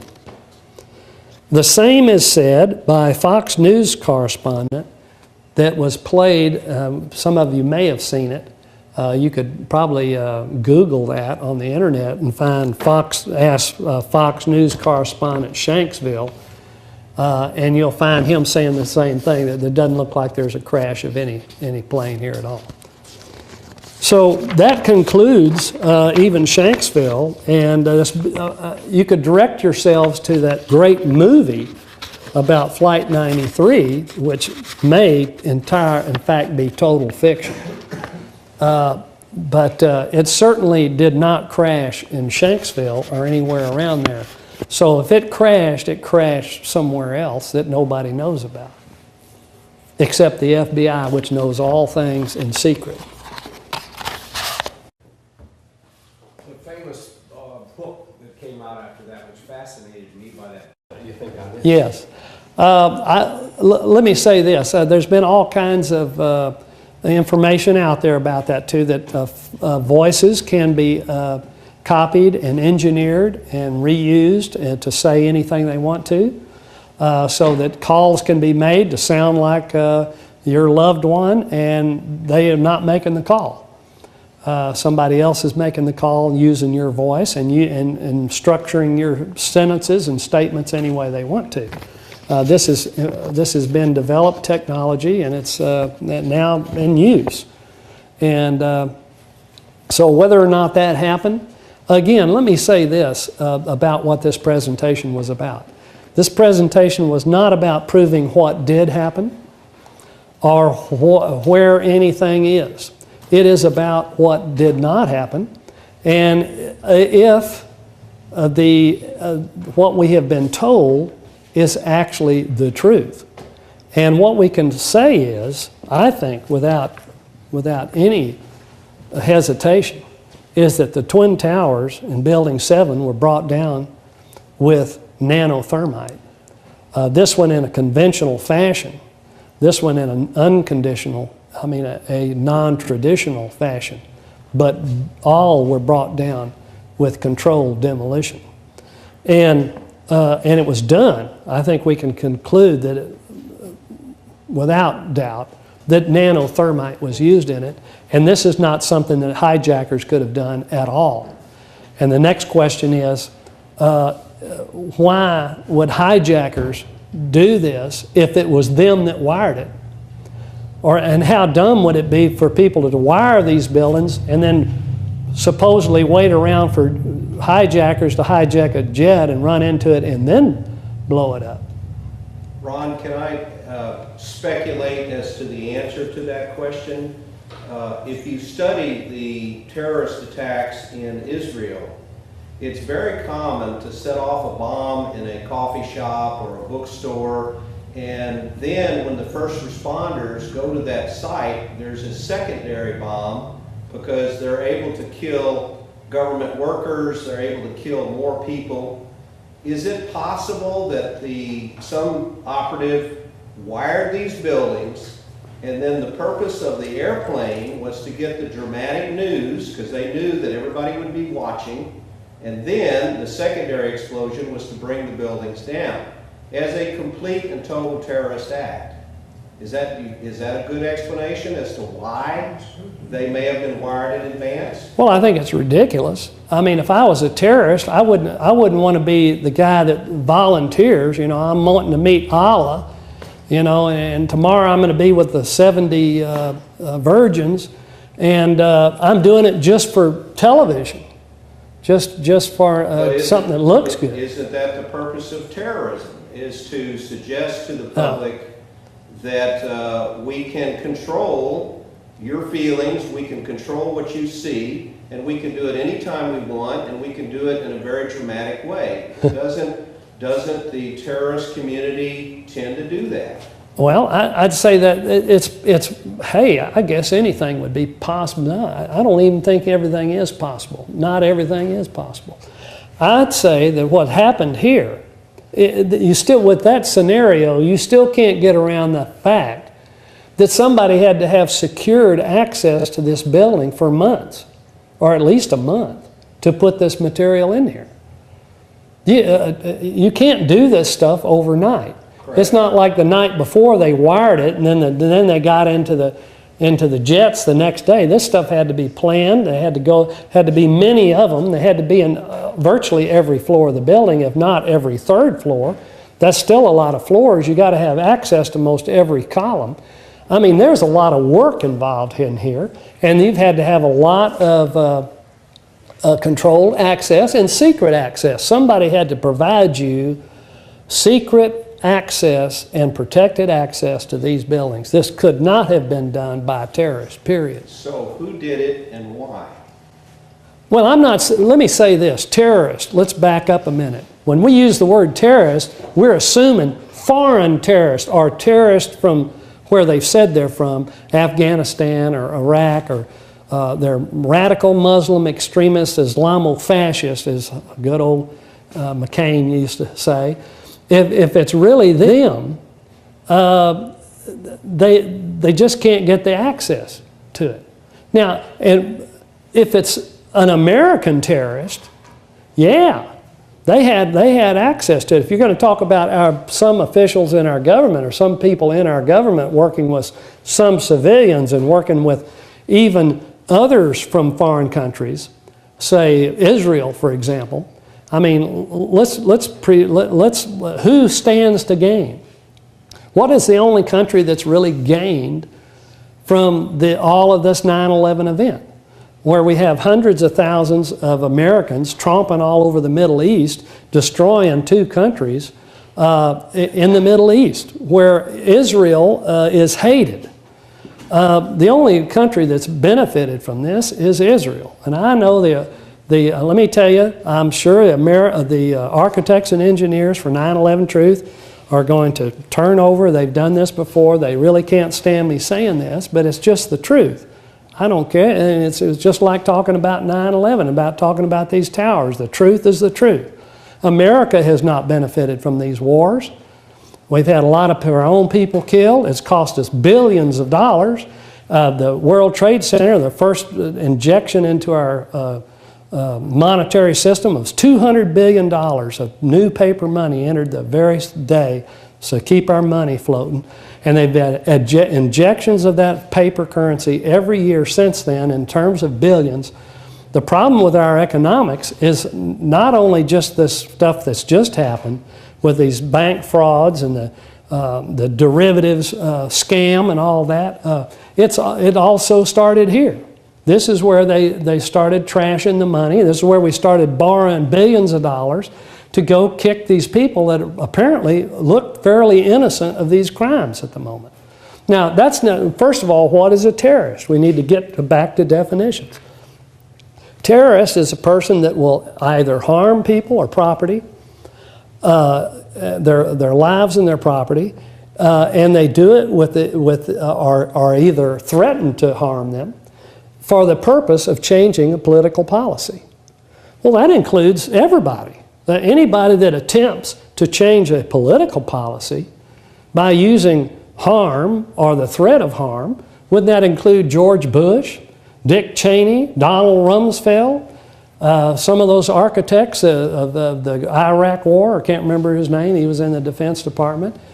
After this, they made him head of the World Bank, and they had a problem with his girlfriend. They kicked him out of it.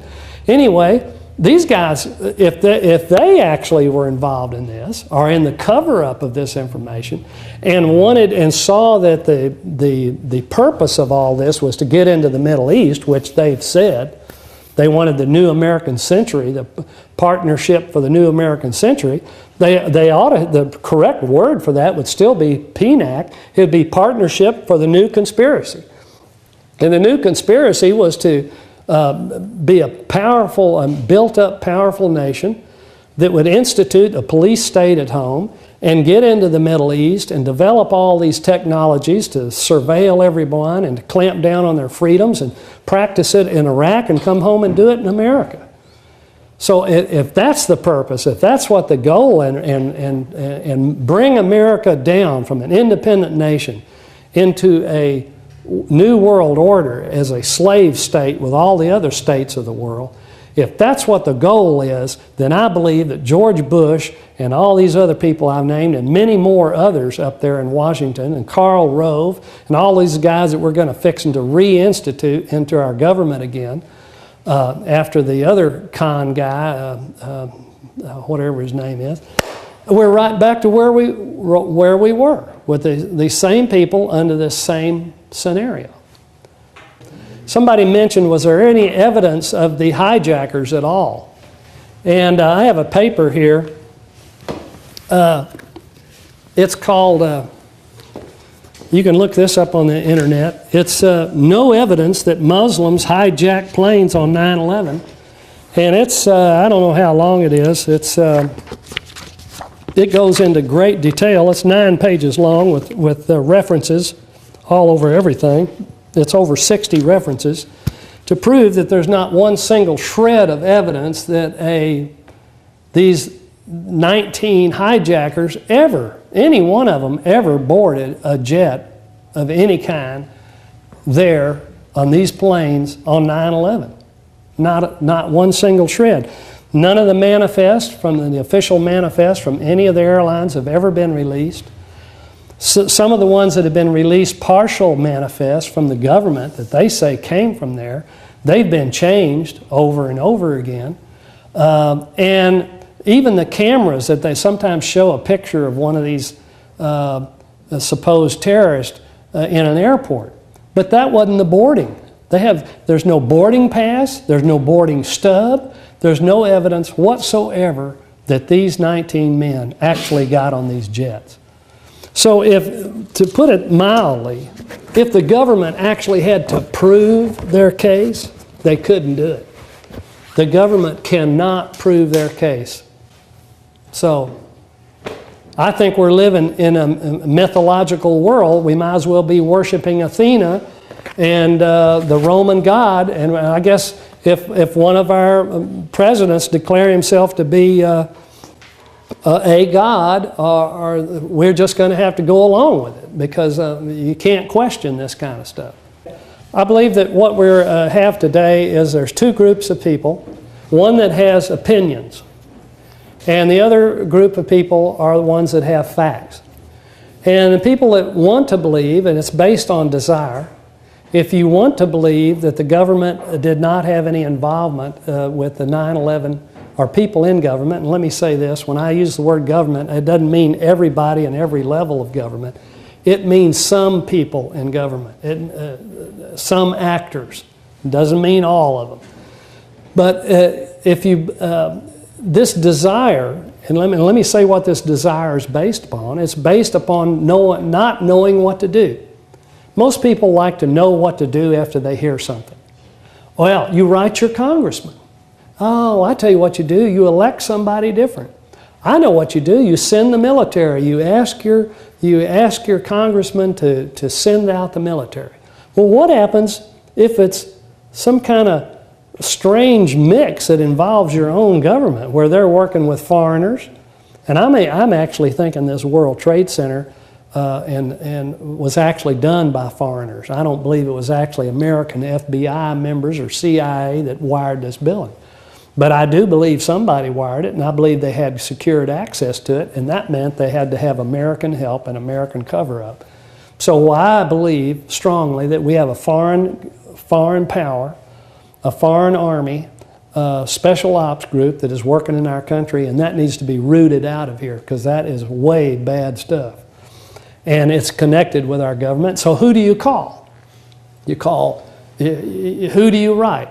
That's why nobody likes this information, because it's almost devastating. I don't like it either, because what I do with it, the only thing I can do basically is talk about it. But eventually, something will be done about it. So there's two types of people. Those that have opinions based on desire, that don't care about facts, and the other people are ones that don't have evidence of facts that determines what their opinion is. Instead of most other people have opinions based on their desire, not facts.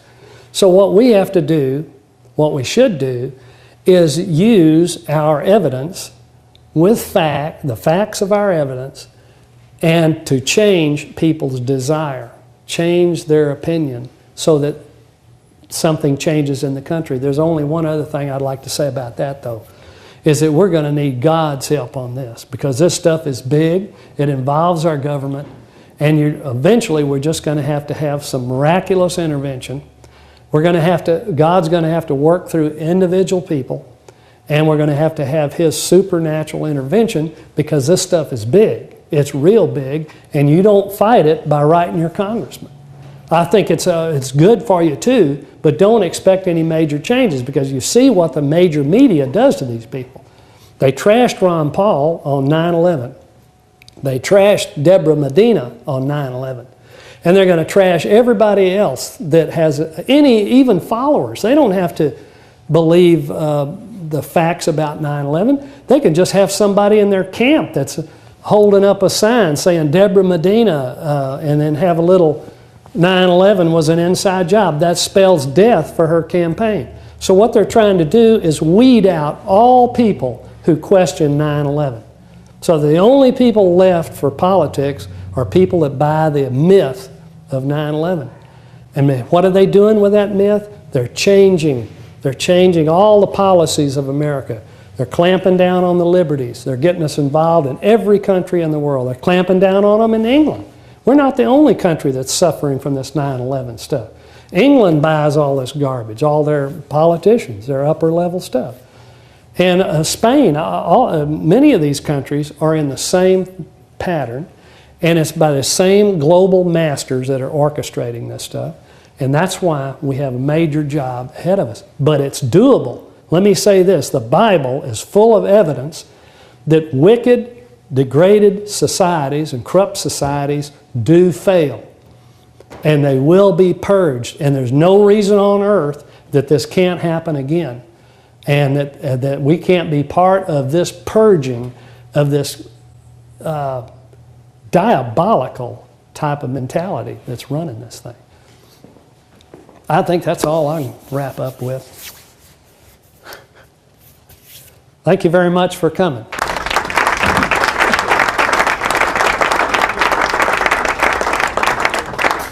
So isn't this pretty scary information? Yes, it is. And you know, some people I think get the feeling like we like the people that present this, the facts about 9/11, that we somehow like it. I mean, why would I like that any more than anybody that worked for the military for 25 years? Why would they like it? I don't like the material any better than anybody. I find it as frightening and as anybody else. The problem, I think the difference is sometimes is your worldview, how you view things. This is not new. Conspiracies are not new. Government conspiracies against their people are not new. This stuff has been going on for centuries and centuries and throughout recorded history for 5,000 years. And that didn't stop. All this stuff hadn't stopped. It continues. But throughout history too, there are purgings. The evil at some time gets purged out of societies. It's happened over and over again. And we're ready for a purging. I believe that 9/11 is going to be the beginning of a purging of evil and of wickedness out of the country, out of bad ideas. In a way, and let me bring up one other thing that's permitted conversation. Here's permitted conversation.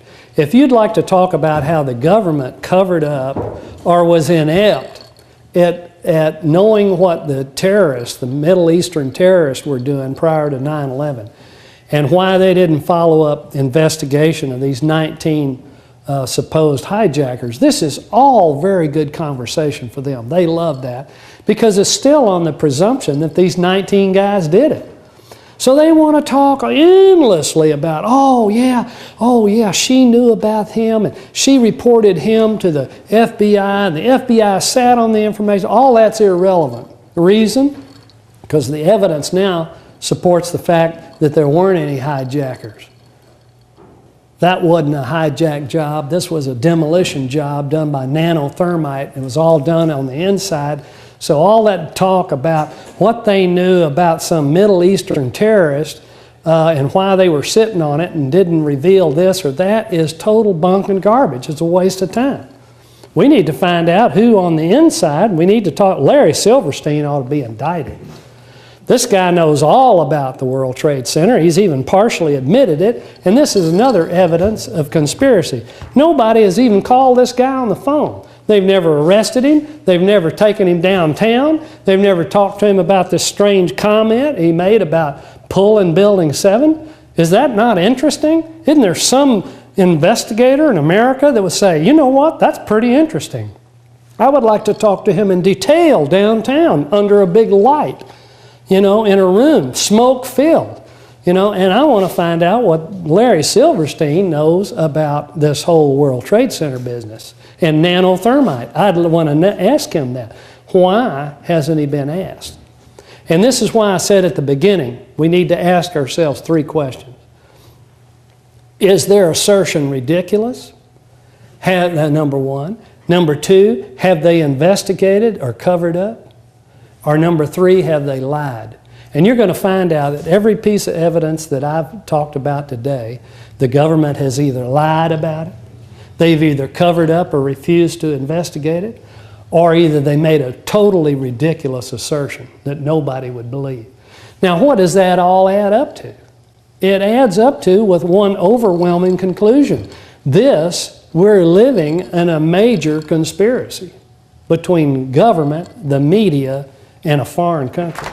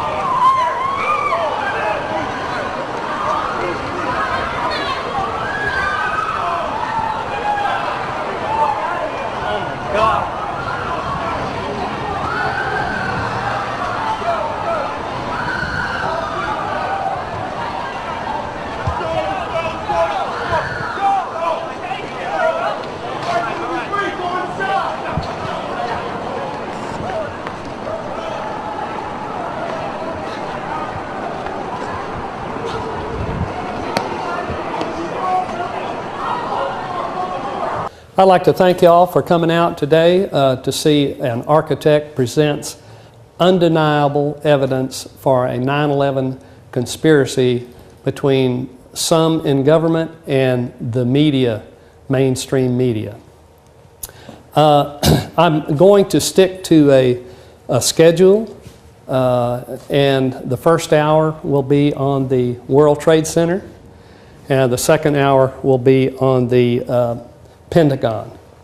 I'm also going to stick to my notes here because I like to do these free form.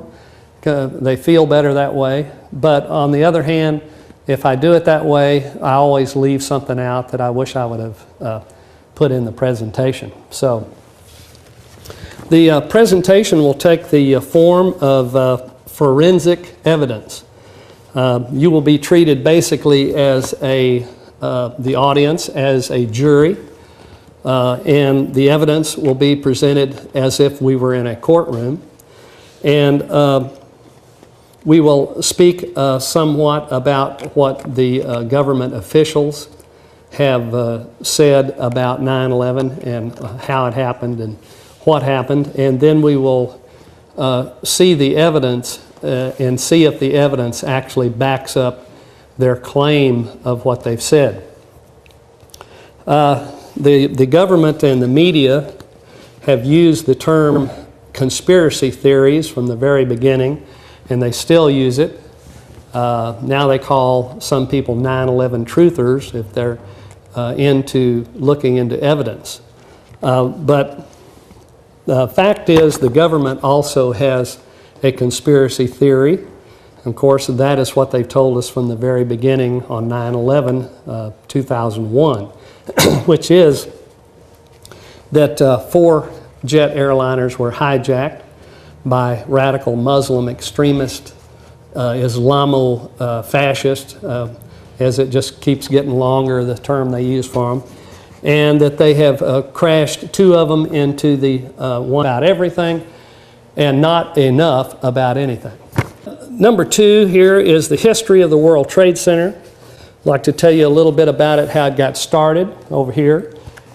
This was a project actually by Rockefeller, the David Rockefeller. And it was for the redevelopment of the southern tip of Manhattan. And so they needed something to vitalize the area. They put together this project for the New York Port Authority, and they took about 10 years planning it and building it, maybe even more, 10 or 12 years. And in 1973, I do believe both towers were in completion, not everything around it, but both towers for sure. And actually, believe it or not, by 2001, these buildings had come into condemnation problems because it had a lot of it, about 60% of the building had asbestos fireproofing in it, and the city had warned them on several occasions that they either had to take that out or they would condemn the buildings. So these 2 twin towers were actually, you might call them, obsolete towers. The plaza, the 4-story plaza that's under that connects underground under the plaza there. There's 4 stories of shopping under there, and that was also closed. That was closed because the shopping center wasn't really doing that well. And 6 weeks before 9/11, 2001, Larry Silverstein, who designed and built, well, he didn't design it, he's the land developer, had this building built. This is Building 7, which he had incorporated into the World Trade Center by a bridge, and it became known as World Trade Center 7. But he put in a bid in 2001 to lease the entire World Trade Center. It was up for lease. Quite why, I don't exactly know. But I don't think it had ever been leased before, because this was a government project entirely. It was built by public funds, and it was administrated by a public entity. But Larry Silverstein, a private land developer, bought the lease on it for $100 million for 99 years. In the contract, he had a provision to rebuild the World Trade Center in case if it was destroyed by acts of terrorism. He also took out an insurance policy with a terrorism rider for $3.5 billion for an act of terrorism. Well, there were 2 jets involved on 9/11/2001, so he claimed 2 incidents for $7 billion. And so far he's collected about $4.3 billion of that, and then he sued the airlines for $12 billion for allowing their jets to crash into his buildings. And so that's kind of how that's looking at the moment. So that's some of the history, taking you right up to the time of 2001. Now, what has the government first told us, and the news media told us, is that the Twin Towers, after they collapsed, they had lots of shows on television, even Channel 9, showing these Twin Towers and how they were constructed. And they called this, their term for it was called a hollow tube. And so people got the idea that all that these buildings were exterior walls with no structure on the inside. Well, with a little investigation, you find out that these, let me turn to my little charts here.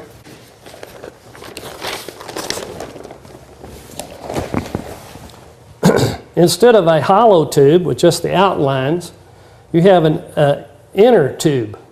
But it's not only a tube, it's actually a structured building. Some people call it, it's a gravity core. Actually, the way it was designed is it's heavy steel with a closed, rigid, connected matrix. That's what this is. And it's steel beams, steel girders, and heavy steel columns.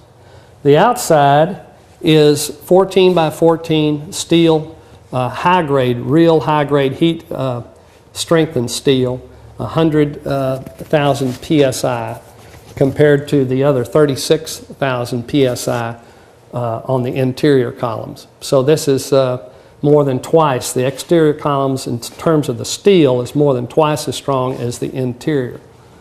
Well, anyway, now the shell, this is really, not only is it just columns, these columns are connected with a large spandrel. Okay, this shows it a little bit. This right here is a spandrel panel. It's at least 2 inches thick of steel. It's 54 inches deep, 2 inches thick, and it's completely welded to all the columns. These gray lines here are the columns. They're only 3'3" to center line of the exterior columns, which leaves 2'1" between each column. So the columns are that far apart. They're 14 inches wide, only that far apart. They're all welded with these spandrel panels, deep spandrel panels. So what happens is it forms what is called a verindle truss. You've seen trusses like this right here is a truss. They're in diagonals. Well, also if you have a rectangle like this and you have vertical pieces and horizontal pieces only, if you weld them tight together, it forms a truss, and it's called a verindle truss. So the outside walls are huge verindle trusses. They were designed to take care of all lateral loads, and the interior core was to take care of all gravity loads.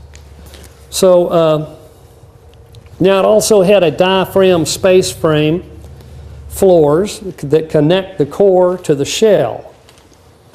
So that's what this is. These are the trusses, but the trusses go both ways. And whenever you have trusses going both ways, or structural members going both ways, they form what they one into the North Tower, one into the South Tower of the World Trade Center, one into the Pentagon, and one crashed in Shanksville. And we will talk a little bit about all of those jetliners and what happened. And so let's get right into it. And at the end, you will be able, I will pass around a form, and I'll cover this form, everything on this form. And it will determine whether or not the evidence supports the government media assertion as a ridiculous assertion, or that they refuse to verify and investigate the evidence that's been found, or release information related to the evidence that's been found, or whether they just flat out lied. So those are three categories of what the government and media is saying and doing in the face of evidence that people and citizens have found. And then at the end of it, you can kind of check, whether you think it was the results of these three categories of dealing with the evidence constitutes a conspiracy or not. But anyway, so you're in the jury, and I am a lawyer presenting the evidence. Okay. First of all, we want to also know what a conspiracy is. A lot of people have no idea about what a conspiracy is. So we're going to read it to you from Black's Law Dictionary, 6th edition, page 309, 310, defines conspiracy as a combination or confederacy between two or more persons formed for the purpose of committing by their joint efforts some unlawful or criminal act, or some act which is lawful in itself but becomes unlawful when done by the concerted action of the conspirators, or for the purpose of using criminal or unlawful means to the commission of an act not in itself unlawful. That's a lot said, isn't it? But in some cases, a conspiracy is the crime itself, and in other cases, it is what they're doing is a crime, and sometimes it's both.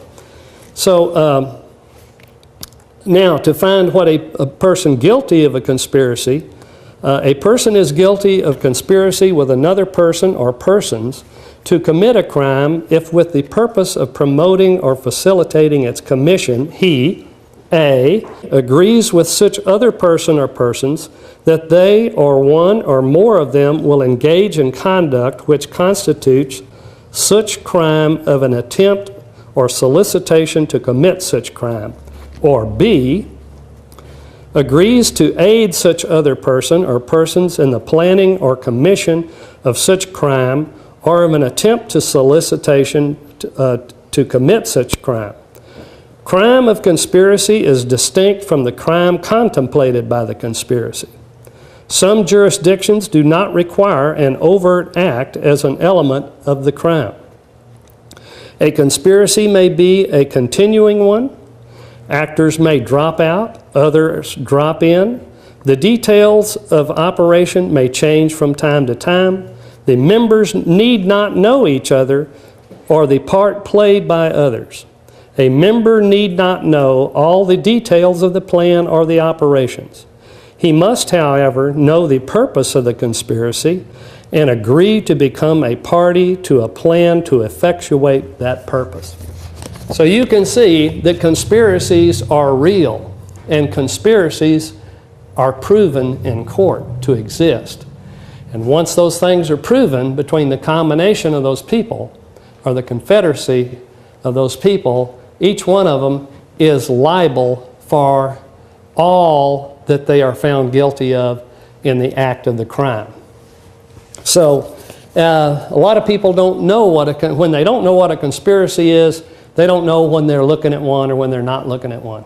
A lot of people say, hey, I don't believe in conspiracies, but I agree with the fact that we ought to be in in Iraq and Afghanistan, even though they had nothing to do with 9/11 or any of those kinds of things. But I agree with the end. Well, even if you're not involved or know any of the parties, if you're in agreement with the crime going on, you think you're innocent. A lot of people have been convicted of a conspiracy when they did not know they were participating in it, because they didn't actually know what a conspiracy constituted. So anyway, just thought you better know that. Okay, now that we've determined what a conspiracy is, the first thing I wanted to tell you is what an architect really is, just shortly. Architects are not engineers. If he's an engineer, you actually call him an architect, an architectural engineer. That's an engineer that's specialized in architecture and went to some of both schools. Most architects are not engineers. In fact, first day of school in architecture, they said if you want to do structures, if you get into structures, we'll give you the telephone number of some really good engineers. So they didn't want you really solving structural problems. So what do architects do? Architects are generalists. They put together information, lots of it. They also organize other consultants. They are the overall lead person in charge of a project. They mainly design projects. For instance, the architect on the World Trade Center did not do any calculations for the structure of it. They hired a structural engineer. The structural engineer did all that. The architect did a lot of the design, how it looked.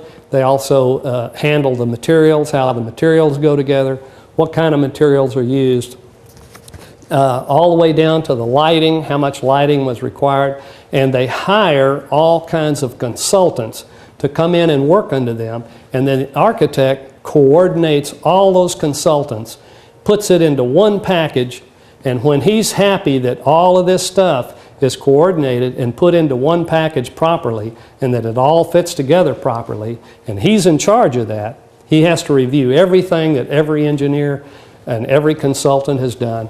Then he will stamp it and sign and seal it.